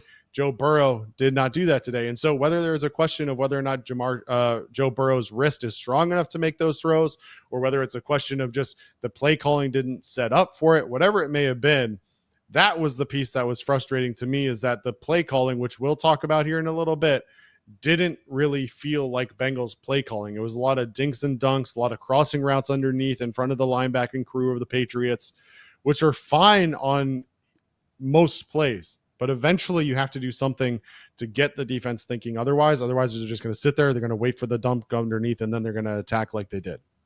One player on the offensive side of the ball that I know this is going to be a very negative post-game show, but one player on the offensive side of the ball I wanted to compliment was Zach Moss. I think Zach Moss had a very, very good game today. He did exactly what I think his role in this offense needs to be. And as we've talked about ad nauseum with this Reds season, even though guys don't necessarily, show up massive on the stat sheet, you need to applaud guys when they fill the role that they're asked to fill. And Zach Moss did exactly that. 9 carries for 44 yards, 4.9 yards per carry, a touchdown, and every single time he was hit in the backfield or hit at the line of scrimmage or hit on the goal line, he fell forward. That's exactly what he did every single time. That's exactly what he was advertised to do, and he delivered. He delivered. He played very, very well with just 9 carries in the game, and hopefully Chase Brown can emerge a little bit more, just 3 carries, 3.5 yards per carry there. If those two can both get rolling, the same of what we saw from Moss today, and then Chase Brown get rolling as a change of pace back, I still have a lot of confidence in this backfield. But now the nugget in my brain that I can't get out is Joe Burrow's wrist. The broadcast spent so much time zoomed in on him flexing it, twisting it, all the different stretches on the sideline. Why are you doing that unless there's some kind of storyline coming out of camp that you're worried about? And maybe they're just trying to create one, and that's certainly my hope. But now with the lack of downfield throwing and the lack of really creativity in the offense, I worry that it's not just the broadcast worried about his wrist, and the coaching staff might have that in the front of their mind as well. The last thing I wanted to touch on offensively is... Real quick, before you move on, I just want to say, not only is it in the heads of the broadcast, not only is it in the heads of Zach Taylor and this offensive coaching staff, it seems to be in the head of Joe Burrow. Right. And that's the part that concerns me, is that Joe Burrow is sitting out there and he's clenching his fist the entire time. He's moving it around, it seems. It felt to me, at least based on what the broadcast was showing, that it was in his head.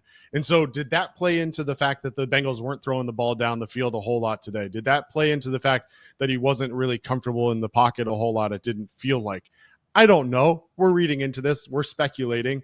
But at the end of the day, when you have a performance like you had today, he certainly seemed accurate. Even the balls that weren't completed, none of them were egregious. None of them were poor throws. It just didn't connect, and that's totally fine. I didn't feel like he played a terrible game. Yeah. But when you're only making one throw down the field, it just makes me wonder, is it that wrist a little bit playing into it?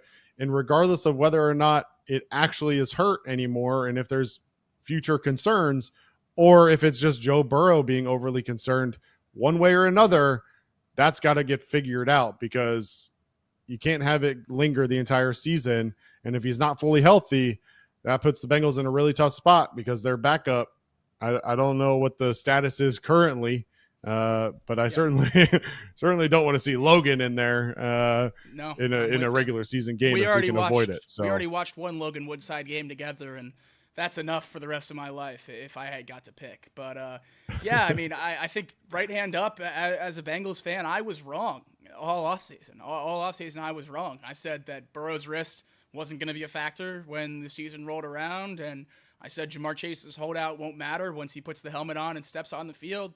Obviously, both of those things made a difference today. I mean, whether Burrow's wrist is all mental or there is some physical hindrance, it affected the game today. Whether it was just play calling or his physical ability, it had an impact on the Bengals losing that game. And then Jamar Chase not being at practice. I mean, I know over 10 yards per grab, 6 catches, 62 yards, no touchdowns, but still a very productive day. Very, very good. by the line of the average receiver, but Jamar Chase isn't the average receiver. And playing against the Patriots, a secondary that's very young, their best player is a rookie or second-year player who was hurt his whole rookie year last year, Christian Gonzalez. I think everyone kind of circled this game as if Jamar Chase is out there, Jamar Chase is going to go crazy. And that just wasn't the case. He had a very average game by his own metrics, and that really, really upset me because I was very, very confident that he was going to step out there and play well right away. But obviously not the case. Still doesn't change my opinion on Jamar and the whole situation, but certainly upsetting to start the season that way. Yeah, and Charlie Goldsmith reporting now that Jamar Chase is saying that he had food poisoning, and that was where the illness that popped up was food poisoning. So I don't know. Maybe he wasn't fully healthy. Maybe he wasn't able to kind of go on the deep runs that he would normally go on. Again, we don't know. It's all speculation. This entire show is speculation. Thanks for tuning in, by the way. But at the end of the day, whether it's food poisoning, whether it's another illness, whether it's a wrist injury, whatever it may be, they got to put it behind him because next week is going to be just as challenging. So did you have one other point on the offense, or do you want to move on to defense? Nope, that was it for me. We covered everything I wanted to touch on offensively. I'm going to try to not get too down on this offense just 1 week into a 17-week season. So probably good that we move on before we tear down many more pieces. Yeah, look, I they've started slow before. They'll start slow again this year, it seems. And so on the flip side of the ball, the defense, look, give up 16 points. Certainly doesn't sound like giving up a lot of points, but it's to a New England Patriots team that really only had Ramondre Stevenson as a main weapon. Ramondre Stevenson goes for 25 carries, 120 yards, 4.8 per pop plus his touchdown. Jacoby Brissett adds 7 carries for 32 yards of his own. In total, the Bengals give up 170 yards on the ground. That seemed to be the story of the game, Jacob, was the defense specifically against the run today.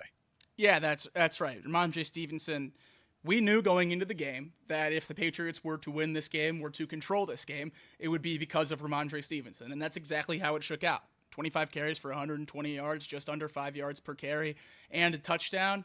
That's what the Patriots are going to ask Ramondre Stevenson to do every single game. And if he doesn't do that, they will not win. So that's why they have such a tough formula for winning games this year. And that's why I was so confident that the Bengals were going to take this one away because they're so one-dimensional. But they proved, even with practice squad O-linemen, that they were able to be one-dimensional and still execute running the ball with Ramondre Stevenson. 25 carries, 10 more carries than Jacoby Brissett had completions. 1 more carry than Jacoby Brissett had attempts. There is no question about who runs this offense. It's Ramondre Stevenson. The Patriots are going to go as he goes this year. And as we saw today, if he's really going, they might not be as bad as people think. But like I said earlier, that the practice squad players being called up and thrust into the Patriots offensive line exponentially increases my concerns about our defensive line and their ability to stop the run consistently. One of the positions that many Bengals fans wanted this Bengals front office to address was the nose tackle position, and they chose not to. And it very clearly showed itself today with Ramondre Stevenson being able to pick up the yardage that he was able to pick up. Yeah. Oftentimes, the Bengals, especially the edge rushers in the secondary, were in the backfield meeting Ramondre Stevenson early at the line, even in the backfield oftentimes, but were unable to complete the play and unable to bring him down. That lack of real pressure up the middle from that defensive front line really stuck out to me today in terms of their inability to stop the run and to really stop Jacoby Brissett on runs when he did scramble. So, look, Sheldon Rankins, probably a fine player. BJ Hill, fine player. Sam Hubbard, obviously. Trey Hendrickson, obviously, all fine players. But when you're rushing 4 and you meet the back in the backfield and he's able to get through your arm tackle and end up running for 16 yards, that's a problem. When you're blitzing off the edge and you're bringing Logan Wilson up the middle at the same time and both guys get through free and you have a free shot and the guy still gets through, that's a problem. Last year, there was a problem with this linebacking core being able to make the tackle. It seems to carry through this year. Right now, I have major concerns about this Bengals front 7 in their ability to stop the run. They gave up the yardage today, 120 to Ramondre Stevenson. What are they going to give up to Derrick Henry when they play the Baltimore Ravens twice? They're going to have to figure this out. They're going to have to shore up that tackling, because oftentimes it felt like they were winning the battle up front, but they weren't able to actually win the war by making the tackle in the backfield, despite the fact that they had the chance. No, you're right. And that was one of the biggest issues with the Bengals defense last year, was the lack of fundamentally being sound. They missed tackles, they blew coverages, and all those issues just continue to present themselves this year. We thought those issues might have stemmed from Nick Scott wasn't a rookie, but new safeties in the back end of the defense, a little bit of regression from those linebackers. If I would have asked you two years ago what position you're most confident in for the 2025 Bengals season, you probably would have said linebackers on the defensive side of the ball. Jermaine Pratt and Logan Wilson were sure things for about 2 years, and then last year they take a major step back, and then today seemingly more of the same. You're absolutely right about looking out for a potential veteran linebacker signing, because I do truly believe in these two guys, especially Logan Wilson. I think he is a really special player, and we've seen them both play at such a high level before in their careers. But at some point, this team needs to win now. And if these two guys aren't going to be up to speed and play at the level we know they can play at, I think you're going to have to reassess it to a certain degree. But the other major thing I was watching on defense today was Dax Hill making the switch from safety to corner. In the first half, the Patriots certainly picked on him to start the game, consistently targeting his receiver. But later in the game, he straightened up a little bit, played a lot better, and I don't know if they were just going the other way or if he was truly playing better defense.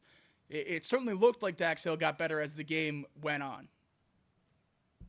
Well, whether he got better or the Patriots just didn't have to attack him as much Right. because the run game was being so successful, I don't know which one it is. But very clearly, Dax Hill was getting worked in the first half. They were running a lot of quick routes, making him react to the motion of the receiver. And it didn't seem like his reflexes were quick enough in that first half to be able to react to those quick routes. And so that's certainly something that's going to have to matter. Now, look, I'd much rather him give up a lot of those under the middle routes, crossing routes that he was giving up today, where he just didn't react as quick enough and the wide receiver broke free, than to give up the deep bombs that he could potentially be giving up. Much rather that, don't get me wrong. But if a team is able to control the time of possession like the Patriots were able to today, then ultimately he's going to be on the field for a long time. Time of possession today, the Patriots had the ball for 34 minutes compared to the Bengals 26. Ultimately, a lot of that was because the run game was successful and their passing game over the middle and up short were both successful. And so Jacoby Brissett, mentioned it, didn't have to throw a whole lot of times, only 15 completions today, 121 yards on those 15 completions though. So, the receivers were getting open. Dax Hill getting picked on early for sure. Gonna have to see what that looks like moving forward. The other thing I'll say is that we just didn't call anybody else's name a whole lot. Right. Obviously, Geno Stone had that one interception opportunity in the end zone that he wasn't able to come down with.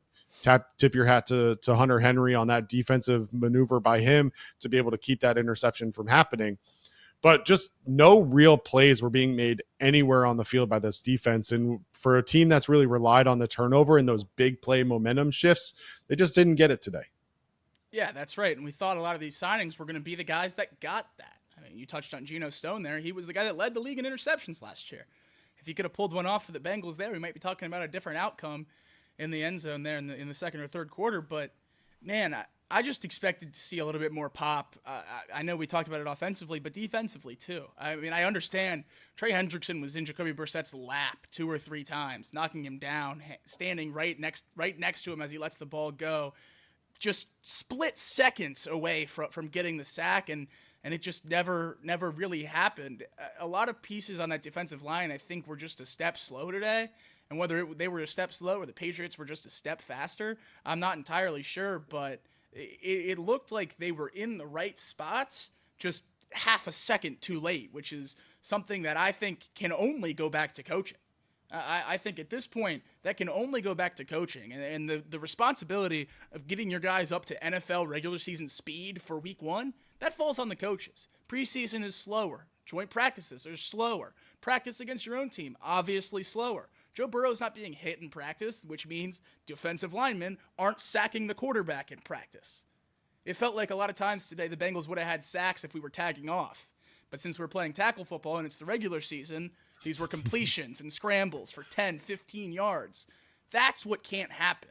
And I think it goes back to what you said about playing the starters for just one drive in the preseason and then checking that box and saying, hey, we made a change. We finally played starters. Not really. This preseason is much closer to what the Bengals did last year than what the teams that actually play their starters did this year. Playing them for just one drive doesn't really change anything. And I know Craig already said it, but that's the one thing that I keep focusing on now is for the last 2 or 3 weeks, we talked about, hey, Zach Taylor made the change. He played the guys in the preseason. It's going to matter against the Patriots. And then it didn't, because maybe he didn't really play the guys in the preseason. And I think that's something that we're going to have to look at next year. I really don't know how long I'm going to be upset about this game. And I mean that in terms of, like, last year the Bengals went up to Cleveland and lost to the Browns in dominating fashion. I felt like I had moved on pretty quickly from that one. I said Joe Burrow was not 100%. You know, a lot of excuses, bad weather. We'll be fine. We'll bounce back. Even losing week 2 last year, I said, okay, the Bengals are fine. They'll bounce back. This one feels worse to me. This one feels worse than the start last year just because of the expectations for the Patriots, the expectations for the Bengals, and where the issues came from with the Bengals. The issues came from places that I don't necessarily think there's an easy fix. I don't think you're just going to go out and automatically get better against the run. We're into the regular season now. The top free agents are gone. There's some guys that got cut from other rosters that you could bring in and maybe contribute. But at the end of the day, this is more or less the roster that you have to work with. And we know that the Bengals don't make in-season trades or anything like that. So to act like we're going to get some major mid-season addition at some point down the line is quite simply foolish. I think there's still reason to believe this team will get better. There was a lot of new pieces on the defense that were playing together for the first time. They're going to get better as the season rolls on. I'm not worried about that. I'm just starting to think about what happens if they don't get better enough. What happens if that next step isn't quite high enough to stop Derrick Henry, to stop the Ravens, to stop Isaiah Pacheco next week? I mean, we talk about Nick Chubb and Derrick Henry in this division, how worried we are to go up against this division. We play the Chiefs next week, who have a pretty dang good running back too in Isaiah Pacheco. We have other teams on this roster or on this schedule outside of the AFC North who have pretty darn good run games. If you can't stop the one-dimensional New England Patriots when you know they're running the ball, how are you going to stop the teams that have legitimate second threats? Teams that establish the pass, teams that can get the play-action pass rolling, teams that have a legitimate dual-threat quarterback. Jacoby Brissett is not a dual-threat quarterback, and he dominated the Bengals with timely scrambles today. Dominated them. I need to see a lot more from this defense before I really get excited about the Super Bowl again. I'm moving the goalpost for this Bengals season. I think there's a lot of things I need to see from this defense. I know it's just week 1. Maybe I'm overreacting, but the game ended about 20 minutes ago. I'm allowed to overreact. That's why we do these shows. I'm really, really worried about the defense, not just next week, not just the week after, long term, because there's some big improvements that they need to make. Yeah, well, we have Chatterbox Reacts when big news happens during the week. We can just call this post-game Chatterbox Overreacts, and that's what we're going to do all season long. Let's not act like this is anything other than that. We're going to overreact. We're going to speculate. We're going to get upset. We're going to get overly happy. Look, the Bengals could very easily go out next week and find a way to beat the Chiefs, and we're going to be like, oh, the Super Bowl's back on, and we're going to ignore all the deficits that were brought to light this week. The fact of the matter is that the Bengals closed as 7.5-point favorites over the Patriots for this week.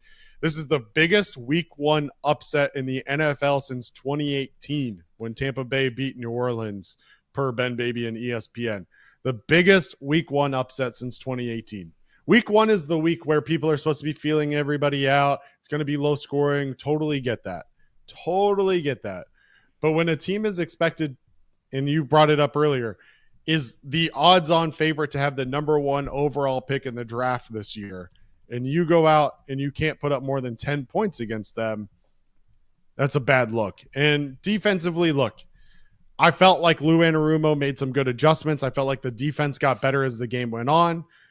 But then the last drive happens and they can't get a stop when it matters most to get the offense the ball back in the key moment as the time it was expiring. So look, if we come out and we see the Bengals defense of the first half next week, then the Chiefs might put up 28 on us on the first half. They just might. I mean, between Isaiah Pacheco and the way he runs, Xavier Worthy, how quick and fast he is, looked incredible, obviously, and looked like a real weapon that they're going to continue to find ways to get the ball in his hands.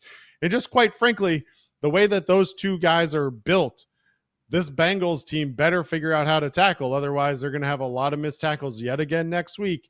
And that Chiefs team is going to make you pay a lot more than the Patriots did this week because they're going to find ways to close and put 7 points up on the board rather than 3 like the Patriots did in many situations this week. So let's talk a little bit about coaching and play calling. And we've touched a little bit on this during the first 2 segments. Obviously, we've touched about the preseason decisions. We've touched about some of the offensive woes.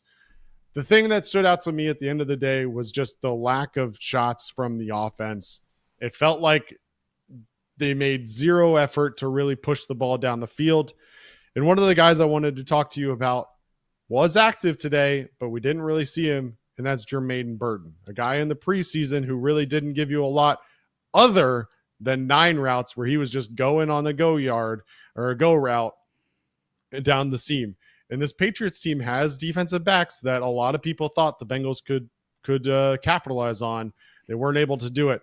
Are you surprised that we didn't see Jermaine Burton at all, despite the fact that he was activated? Or is that something that is, if you can only run a 9 route, you can't really be on the field during an NFL football game? Well, that's certainly part of it, and I think that reason is why he's not starting. I think that's why Andre Yoshivas is put on the depth chart above him, because we've seen when he's out there, especially this last preseason, that he can dominate those go balls. He's phenomenal in that route, and he does a really good job. He's a good receiver. He doesn't belong on the field yet, and I think that's just, pretty clearly based on how the coaching staff sees him. He's active today, like you said, and like we talked about in the first segment, no receiver outside of Jamar Chase stepped up. If the Bengals offensive coaches thought Jermaine Burton was ready to go and could affect that game more than anyone else that's out there, he would have been in the game. Obviously, they don't trust him when push comes to shove. I don't think he's there yet, whether it's mentally, whether it's physically. I really don't know. But I'm going to side with the coaching staff here on if they watched this game today and didn't see a single point in time where they thought they could use Jermaine Burton to help the Bengals win, then maybe he's just not ready yet. Because I saw a lot of opportunities today where I would say, hey, maybe Jermaine Burton's the better option here. But obviously the coaches disagree, and they certainly watch practice more often than I do, because I only watch what's posted on Twitter. So it's frustrating to see a guy that has so much potential and see it really come to fruition in the preseason. The greatest thing we could have ever hoped for was him to perform in the preseason, and he leaves the preseason with a perfect passer rating, and a lot of fans are really excited. And then you hear all the different stories about his shortcomings in the facility and at practice and with the playbook and everything else. I feel like the Bengals are making the move that they think is best for them to win right now, and that's Andre Yoshivas and Trenton Irwin. Trenton Irwin, 2 targets today, 3rd most out of any receiver, and then the tight ends are going to take that 3rd receiver role, it seems. Andre Yoshivas, same amount of targets as Jamar Chase. I love Andre Yoshivas. I really think he's going to be a good piece in this offense. Was Jamar Chase limited or not? Because he played a lot of snaps. He led the team in targets, but he didn't get enough production or enough touches to make me think he was completely healthy and ready to go. Definitely didn't seem healthy. And, whether it's Jermaine Burton, Jamar Chase, Andre Yoshivas, the Bengals just didn't take shots down the field today. And, we'll have to go back. I subscribed to NFL Plus this year so I could go back and watch the All 22. I'm going to have to go back and really look, and I'll pull up, Chase's, I'll pull up his route tree and see kind of what he did throughout the day. I'll pull up Andre's. It just didn't feel like they were even running routes that were options for deep threats. Like every time that they threw the ball, it felt like they had 3 to 5 mid-yardage routes without anything over top. And to the Patriots' credit, and we saw it even on the Chase completion for 28 yards, they were playing 2 men over the top, and they were playing too deep and trying to prevent against that. And I'm sure that the Bengals are going to continue to face that all season long, where teams are looking to prevent them from going over top. But at some point, you have a top 3 wide receiver in the game right now in Jamar Chase. And if he wasn't healthy, then that's one story. But to not even give him a chance to make a play, to not give him a chance to beat a corner on an opportunity, felt like a complete miss, especially in a game where you're trailing at one point 13-0. And so, that was frustrating to me. And as we talk about play calling, certainly like the fact that Zach Moss got his and the game kind of went the way it went and you were kind of stuck with the options that you had. I don't want that. I don't need more runs in this game, but I need shots. Like Right. the lack of deep balls was the question for me, especially as this game progressed. And I think a lot of that might have just came from the lack of establishing the run. I mean, a 16-yard run from Zach Moss is the only thing that really makes that stat line look very respectable. I mean, the touchdowns and the yards per carry are great and everything, but 70 yards on the ground, that's not going to get it done. I know we're never going to be a run-first team. I certainly don't want us to be. We paid the quarterback. We're about to pay a wide receiver. But in order to be successful through the air, you have to have a respectable run game. That's what we talked about with the Patriots, why we didn't use them as the threat, because there's no air yards, and it was just the run game. Well, are a lot of people saying the same thing about the Bengals? Hey, we just have to stop the pass. They're not going to be able to run it on us. They might be. I think the run is much, much more important to the Bengals than we think. And I'm not talking about the counting numbers of the yards or where we rank in the league. We need to be able to seize the opportunities that we give these running backs, because that'll open up the pass game. And these guys are going to be nowhere near the league lead in rushes or attempts or yards. But they need to be in the league lead in what Zach Moss led the league in last year, which is yards over expectation. Whatever they're getting, they need to be getting a yard or two more, because that's the options they're going to have. Joe Mixon had almost 30 carries today. That's not going to happen in Cincinnati. You're just not going to do that on offense. So we need guys that are going to, really capitalize on those touches. And I do believe that we have them in the backfield. And I saw a little bit of it today. Obviously would want to see more. But your question about the play calling is the same one I had. Where were the shots? Where were the shots? When you're down at the beginning of the second half and you can't move the ball, you're going 3 and out. Do you think maybe it's because you're doing 3 checkdowns and then punting? You didn't want to try to stretch the field at all? I don't know. I try not to be the fan that points to play calling, points to Zach Taylor, points to Dan Pritchard, but after today, it certainly feels tough not to. The 4th and 1, and you run a flip pass to Yoshivas instead of giving the ball to Jamar or Zach Moss, who would be able to get a yard all day. It just truly doesn't make sense to me, and it just goes back to the same camp that's been here for years, that Zach Taylor's not a very good play caller. I don't personally put myself in that camp, but after today, it's certainly going to get louder with takes like that. Whenever you lose a game you shouldn't lose, and you can't point to, another glaring issue, it's going to fall on the coach and the play calling. And we see it happen all the time across all sports. Whenever a team loses a game they shouldn't, the first one that gets blamed is usually the coach. And I'm already seeing it in our chat, people blaming Zach Taylor. And look, at the end of the day, if that's how you feel and that's what you want to say, I think that's completely fine. You're like I said about 10 minutes ago, the game ended 20 minutes ago. So whoever you want to blame to make yourself feel a little bit better today, that's completely fine. But I don't know that there's one person on the Bengals that is to blame for today. I just don't think that there's any one thing to blame. I think Joe Burrow could have played better. I think the offensive coaches could have taken more shots, could have gambled a little bit more. I think the defense, I know they only allowed 16 points. They could have played better. Special teams certainly could have played better. You had a great 80-yard punt that was phenomenal, longest punt in Bengals franchise history, and then it's about a third of a yard rolls into the end zone for a touchback instead of putting him at the 1. That could have made a massive difference in the game. And then obviously Charlie Jones fumbling the punt return, that just handed them points after getting a crucial stop. I think there's much much too much piling up against the Bengals today. A lot of it self-inflicted, but a lot piling up against the Bengals today that I'm not going to kill one person. I'm not going to kill one side of the ball. If the issues persist, then certainly we'll get to that point. But at this point, I think the team just needs to be better. Look, one more comment on the coaching and play calling, and then we can move on to talk about the new additions. You mentioned, first of all, the lack of establishing the run, and I certainly think that plays into this whole conversation. The first 3 Bengals drives in the first half, 9 total plays, 3 rushes for 8 total yards on those 3 rushes. Not going to get it done when you're talking about establishing the run. Look, the conversation all offseason around Dan Pitcher was that he's going to bring more creativity to the offense. He's going to bring more excitement and more creativity, get the wide receivers open.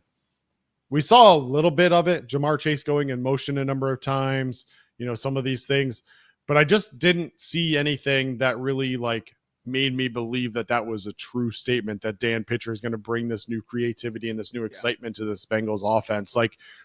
It's week 1. I'll throw my hands up. I'll say, look, I'm not going to make any judgments right now, but you're going up against probably the most creative offense in the league, if not a top 2 most creative offense in the league next week in the Kansas City Chiefs. I want to see Dan Pitcher match that creativity. So when I'm talking about something that I'm looking forward to next week, I want to see what Dan Pitcher as an offensive coordinator and as a play designer, regardless of whether he's calling the plays or not, as a designer of the plays, I want to see what he can do. And yes, Zach Taylor, I am on the record of not loving his play calling. I have called for Brian Callahan in the past, Dan Pitcher currently, to be the ones calling those plays. But at the end of the day, those play designs are oftentimes drawn up by that coordinator. So let's see what kind of creativity we can get out of Dan Pitcher, see if he can match the creativity of the Kansas City Chiefs next week. That's right. I think that's enough on the defense. Sadly, and the coaching and play call, you can only blame it so much. The players on the field are the ones that have to execute. And at the end of the day, today, they did not. One of the key new additions came very, very close to executing.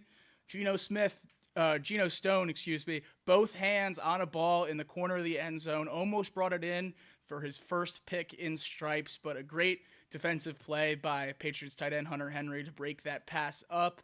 Other than that, unless you count Dax Hill moving to corner as a new addition, we didn't hear a whole lot from the other big name signings this year or today. No, you didn't hear their name at all. And quite frankly, outside of that one play from Geno Stone where, Hunter Henry went up and made a defensive play to keep him from making the interception, we didn't really hear his name either. Right. Which, look, I'm on the team where I don't really want to hear the safeties' names outside of interceptions. The fact that if we have to hear your names, it means that the front seven's not doing their job. So I'm okay with not hearing those names a whole lot. But yeah, just defensively, not a whole lot of anything to get excited about, to be honest. Offensively, I think there's some things that we can get excited about, right? Well, let's start. Obviously, we've talked about him a little bit already, but let's start by talking about Zach Moss. The Bengals make the decision to go away from Joe Mixon. Joe Mixon and the Houston Texans today win 29-27 in a shootout over the Indianapolis Colts. Joe Mixon gets 30 carries, 159 yards, and a touchdown. He also catches 3 balls out of the backfield for 19 yards, 5.3 yards per carry for Joe Mixon.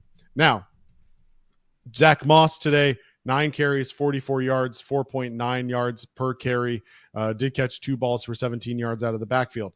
I liked what I saw out of Zach Moss today. And regardless of what Joe Mixon did for the Houston Texans, I felt like I saw an upgrade at the running back position, despite the fact that he got limited touches, right? So the reason that the Bengals made the decision to go away from Joe Mixon and to rely on Zach Moss moving forward is that Zach Moss brings a different element to the backfield. Joe Mixon was incredibly reliable, didn't fumble the ball, didn't turn the ball over, but he also just gave you what he got, and that was about it. He never made guys miss. He never really fought for a ton of extra yards. He was what he was, and that's what he was. Zach Moss, on the other hand, we saw multiple times pushing piles, making guys miss, falling forward for that extra yard or two, those are the things that over the course of the season, I think are really going to serve beneficial for this Bengals running game. Now, it didn't pay off in week 1, but I saw the start of what the Bengals are looking for out of the running back position with Zach Moss. Yeah, that's right. And I've said it about Joe Mixon time and time again. When you gave Joe Mixon the ball and it was a 3 or 4 yard run, he would get 3 or 4 yards. If it was a 10-yard hole, he would get 10 yards. If it was a 1-yard hole, he'd get 1 yard. There was not one time today on the 9 carries Zach Moss had where I feel like he went down where he got hit. It was a matter of how many extra yards was he going to get, not was he going to get extra yards. And that is exactly what I wanted out of this running back. I don't want a 1,200, 1,500 yard rusher. Joe Mixon is going to have bigger counting numbers than Zach Moss this year. But he's going to have a lot more carries to get to that point. Zach Moss is going to be able to be a productive runner, getting what needs to get done while having a very, very small number of carries. And I think as we get into the season, Chase Brown's going to get to be used more and more and more. And I think they're both going to be productive. So I saw enough out of the running back room today where I still feel extremely, extremely confident that they made the right decision letting Mixon go. And yeah, I think if you look at the end of the season and you're comparing their numbers on box scores and comparing their season-long numbers, sure, Mixon will probably have more rushing yards, more touchdowns. But that's not why you make the trade. Or I guess it was a trade. That's not why you make the trade with the Texans to get rid of Joe Mixon. You make the trade because A, you're going to save money, and B, you're going to get more explosive and younger. Both those things are incredibly important. The Bengals are not going to be a run-first team. Joe Mixon is a running back that works best in a run-first offense. I think we have 2 guys that are going to capitalize on what they are given this year far more than Mixon ever did. Yeah. Absolutely. And look, I think we're going to see more out of the running back position moving forward. We didn't really get to see what Chase Brown is going to bring to this offense. I think he did have 3 catches for 12 yards out of the backfield, but only 3 carries for 11 yards in this one. So 6 total touches for him. I think that he's someone that can really serve as a change of pace and bring a little bit of that speed and creativity to the outside. So we're interested to see what we get out of him moving forward. The other key addition on the offensive side of the ball was Mike Gesicki. Obviously, final stat line, not great. 3 catches, 18 yards for Gesicki. Look, if he comes down with that ball in the end zone in the first half, we might be having a completely different conversation today. He went out, made a leaping grab, but as he was going down to the ground, lost control of the ball as his elbow hit the turf. Could have been a completely different outcome had he been able to hang on to that ball. But Gesicki did give you what you expected, and that's that red zone target in those key situations. Now, what we see out of him moving forward, once T. Higgins comes back, it'll be interesting to see. What did you like out of Mike Gesicki today? What more would you have liked to see? What was your takeaway? What more would I like to see? I would have liked to see him hang on to that touchdown. But other than that, really, he showed me what I expected today. And that's the silver lining I'm taking away from this game is I checked a lot of boxes where I wasn't sure what the guy was going to be used as. And Mike Gesicki, that was a big question for me because he was listed as the 2nd tight end on the Bengals' initial depth chart behind Drew Sample. And then we see him out there basically all game today. He's the 3rd down target to start the game. The first 2 third downs, Joe Burrow looks his way. And then obviously, right, as soon as the Bengals get into the red zone, the ball goes up to Gesicki in the corner. And that's exactly how I hope that they use him this year. I hope Mike Gesicki is our wide receiver 3. I think he's a 3rd down threat, a red zone threat. And I said it during the stream as soon as he caught that 3rd down pass. I said, that 3rd and 8, that's 3rd and Tyler Boyd. That's what all Bengals fans have come to know is as soon as it's 3rd down and 5 to 8 or so, that's a Tyler Boyd slant across the middle. He'll catch it and we'll keep the ball moving. I think that role is going to go to Mike Gesicki this year. I think he's going to be one of the better middle-of-the-field red zone targets that Joe Burrow's had in his career here. I think he's better in that role than Tyler Boyd was at the end of his career in stripes. I really did see a lot of good things from Gesicki today. With T out, I do wish that he would have stepped up and really thrown himself into that number 2 wide receiver in the offense, ball catcher, pass catcher in the offense with T. Higgins out. I think that would have been a really, really refreshing thing to see in this offense as we're concerned about the depth. But yeah, I think Gesicki was great. And I think the main concern with a tight end room at this point is, why do they feel the need to keep playing Tanner Hudson so much? He was in the game an awful lot. I mean, we were here on cut day, and I thought he was going to get cut from the Bengals. But alas, he's on the field in week 1 and might have cost us the game with a fumble. 3 targets today, tied for the 4th most on the team. I can't wrap my head around why the coaching staff doesn't think we have better options than him, especially in the short yardage passing game, especially in the red zone. Yeah. Well, look, I mean, Tanner Hudson did what he was supposed to do. I mean, he made the catches. He was running for the extra yardage. It just terrible mechanics by holding the ball out away from his body. And I still am in the camp that Tanner Hudson can bring something to this team as a patch catching true tight end. Obviously, Drew Sample is not someone that is relied on a whole lot to be catching passes out of the tight end position. He's more so in there as basically an extra offensive lineman. So I do think that there's value from Tanner Hudson. Yeah. Especially if you're going to have Mike Gesicki be your 3rd wide receiver rather than a true tight end. So there's value there, but again, certainly disappointing outcome. The other position that I want to talk about in terms of newcomers is the offensive line. Right. And Trent Brown and Orlando Brown Jr. supposed to be your twin towers. I didn't really get a great feel for the O-line today, if I'm being honest. Joe Burrow sacked 3 times, loses 10 yards. Under pressure a number of other times, but it also just didn't, we talked about it earlier, it didn't really feel like vintage Joe Burrow. So those sacks didn't feel as much on the O-line or anything as much as they did on either coverage or Joe Burrow. I didn't necessarily leave this game more excited or less excited about the offensive line and what it's going to look like moving forward. Did anything stand out to you around those two specifically, and in the right tackle and left tackle position or otherwise on the O-line? If I'm going to be honest, no. I feel the exact same way I felt now about the Bengals offensive line as I did going into the season. I think they have really exciting pieces everywhere, and I think the offensive line could be really good when they gel together. It's going to take a while to get there. We all know Trent Brown's been good in this league while he's been healthy, but he needs to stay healthy, and right now he is, and you hope he can maintain that. But you would have loved a spotless day. You would have loved the offensive line to come out and just shut down the Patriots. But Joe Burrow was sacked 3 times for a total loss of 10 yards. That's not winning or losing you any football games. That's not sack production that's going to cause you to lose a game. And I know when you lose a game 10-16, you can point at anything that say you lost the game. But 3 sacks for a loss of 10 yards, that's not gonna lose you a football game. So I'm still encouraged by what I saw by this offensive line. You knew that week 1 was going to be the worst they were going to be.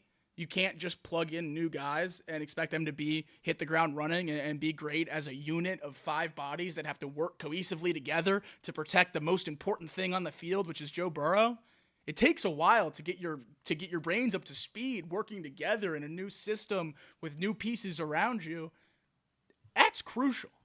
And that's why we talk about how important it is to play in the preseason, and the position that it's most important for is the offensive line, and that just grows when you bring in new pieces, which is why I really thought that the Bengals were going to use the offensive line more in training camp. But the other thing that we have to remember now, Trent Brown wasn't here through the very, very beginning part of training camp as well, and didn't ever play in the preseason. So if you're looking at reps for the rest of the offensive starters, if you're talking about Jamar Chase's holdout affecting his play, Trent Brown might have had some similar things as well, even though I don't think he affected the outcome of the game today regarding poor play or great play, quite honestly. I think the offensive line was just about exactly what I thought it would be. Yeah, no real issues with the offensive line on my end. Will be interesting to see once Amarius Mims is healthy what the Bengals decide to do on that O-line. On the other side, what went wrong? The 3 sacks, certainly not going to lose you a game. What is going to lose you a game is a fumble at the goal line and a fumbled punt, giving the Patriots the ball in field goal range. 2 back-to-back possessions, giving the Patriots the ball that result in 6 points that they wouldn't have otherwise had. Ultimately, of course, the final score 16-10. And you can point directly at those 6 points that the Bengals gave the New England Patriots. The Bengals, 13 plays, 63 yards, 6 minutes and 33 seconds on the drive. And then Joe Burrow passes to Tanner Hudson. He gets down to the New England 2-yard line. Ball punched out, recovered by New England, and that threat immediately ended in what could have been a changing point going into the half, tied 7-7, or at least with some points on the board. And then after the halftime, New England goes 3 and out, 6 yards. They punt the ball away after only a minute and 18, and yet Charlie Jones gets the ball knocked out, helmet to the ball, and the New England Patriots take the ball back. They get it at the Cincinnati 24-yard line. 4 plays later and only 7 yards, they knock in a 35-yard field goal to go up 13-10, and the Bengals unable to surmount that change. Zach Taylor in his post-game press conference said 2 things led to this loss. It was the turnovers and it was missed tackles. Yep. Those are the exact 2 things I was going to bring up.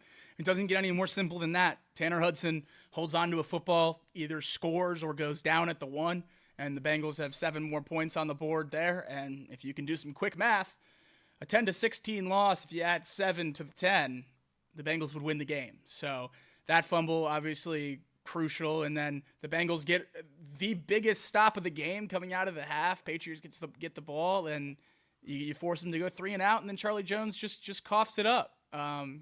Coughs it up on the other side of the field, and the Patriots capitalize with a field goal. And that's why I have a hard time blaming the defense. I mean, you put the defense in just such impossible places all game long.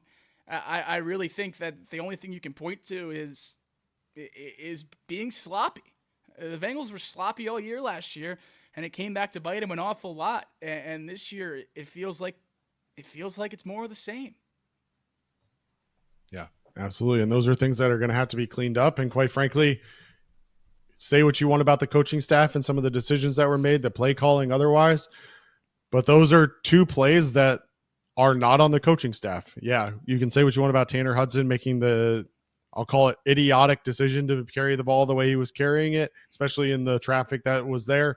But that's not on the coaching staff. Like, the coaching staff had this team in position to score a touchdown. Didn't happen because of a player lapse of mental judgment. Then the defense goes out. They get quick 3 and out on the Patriots. They get the ball back. Trenton Irwin, helmet to the ball. Not a whole lot that Irwin could do, Charlie Jones could do. But nonetheless, not something that the coaches control either. So look, we're all fed up. We all believe that the offense should have produced a lot more. But at the end of the day, this 16-10 ball game, you can drill down to those 2 field goals that resulted of those 2 turnovers that shouldn't have happened. And so I think when we look back at week 1, those are going to be the 2 things that really stand out. A lot of plays in the backfield where the Bengals seemingly had New England stuffed for a loss or a short gain that ended up being popped for long runs. And when we get back and watch the film and everything else, those will be things that are going to stand out for sure. Jacob, anything else on this one stand out to you before we wrap it up? No. All the stuff that stands out is so upsetting and bad. I think we've covered it for long enough. It's week 1. There's 17 weeks in the season. Put it behind us. Hopefully the Bengals players and coaches do the exact same. Learn from what you need to learn from. Get better. Come out next week, because next week, if you look like this, it's not going to be a 6-point loss. If you look like this next week, it's going to be an awfully lot more lopsided on the scoreboard. So, to say the least, I'm incredibly nervous going into week 2 in Arrowhead. But we'll see how the Bengals react to a shocking week 1 loss, to say the least. Yep, absolutely. The Bengals will be in Kansas City facing the Kansas City Chiefs for a 4:25 Eastern kickoff next Sunday on CBS. I'm sure that's the national TV game, so hopefully everybody will have a chance to tune in. Jacob and I will be live all game long, yet again, watching it with live reaction. I'll do my best to have my streaming situation fixed up for that one so that I'm not 30 seconds behind the entire game and can watch this one along with you. better. On the other side, real quick before we go, the Reds did win 3-1 today over the New York Mets. Be sure to join Trace and Nick tonight for Chatterbox Reds at 9 p.m. Eastern. They go live after every single Reds game, win or lose, bless their heart. We only have to do this 17 times a year, Jacob. Nick and Trace, they get the joy of doing it 162. Jacob and I will be live again on Tuesday. That's right. At 6 p.m. Eastern, I believe. 6 p.m. Eastern. And we will have some more in-depth analysis of this one, any news that comes out between now and then, and look ahead to the game with the Chiefs. Jacob, anything else? Nope. I'll just go ahead and wrap it up. Thank you to everyone for tuning in today. Obviously not how we wanted to start the season, 0-1 for the Bengals, but Chatterbox Bengals is your one-stop shop the rest of the year. Thank you, everybody.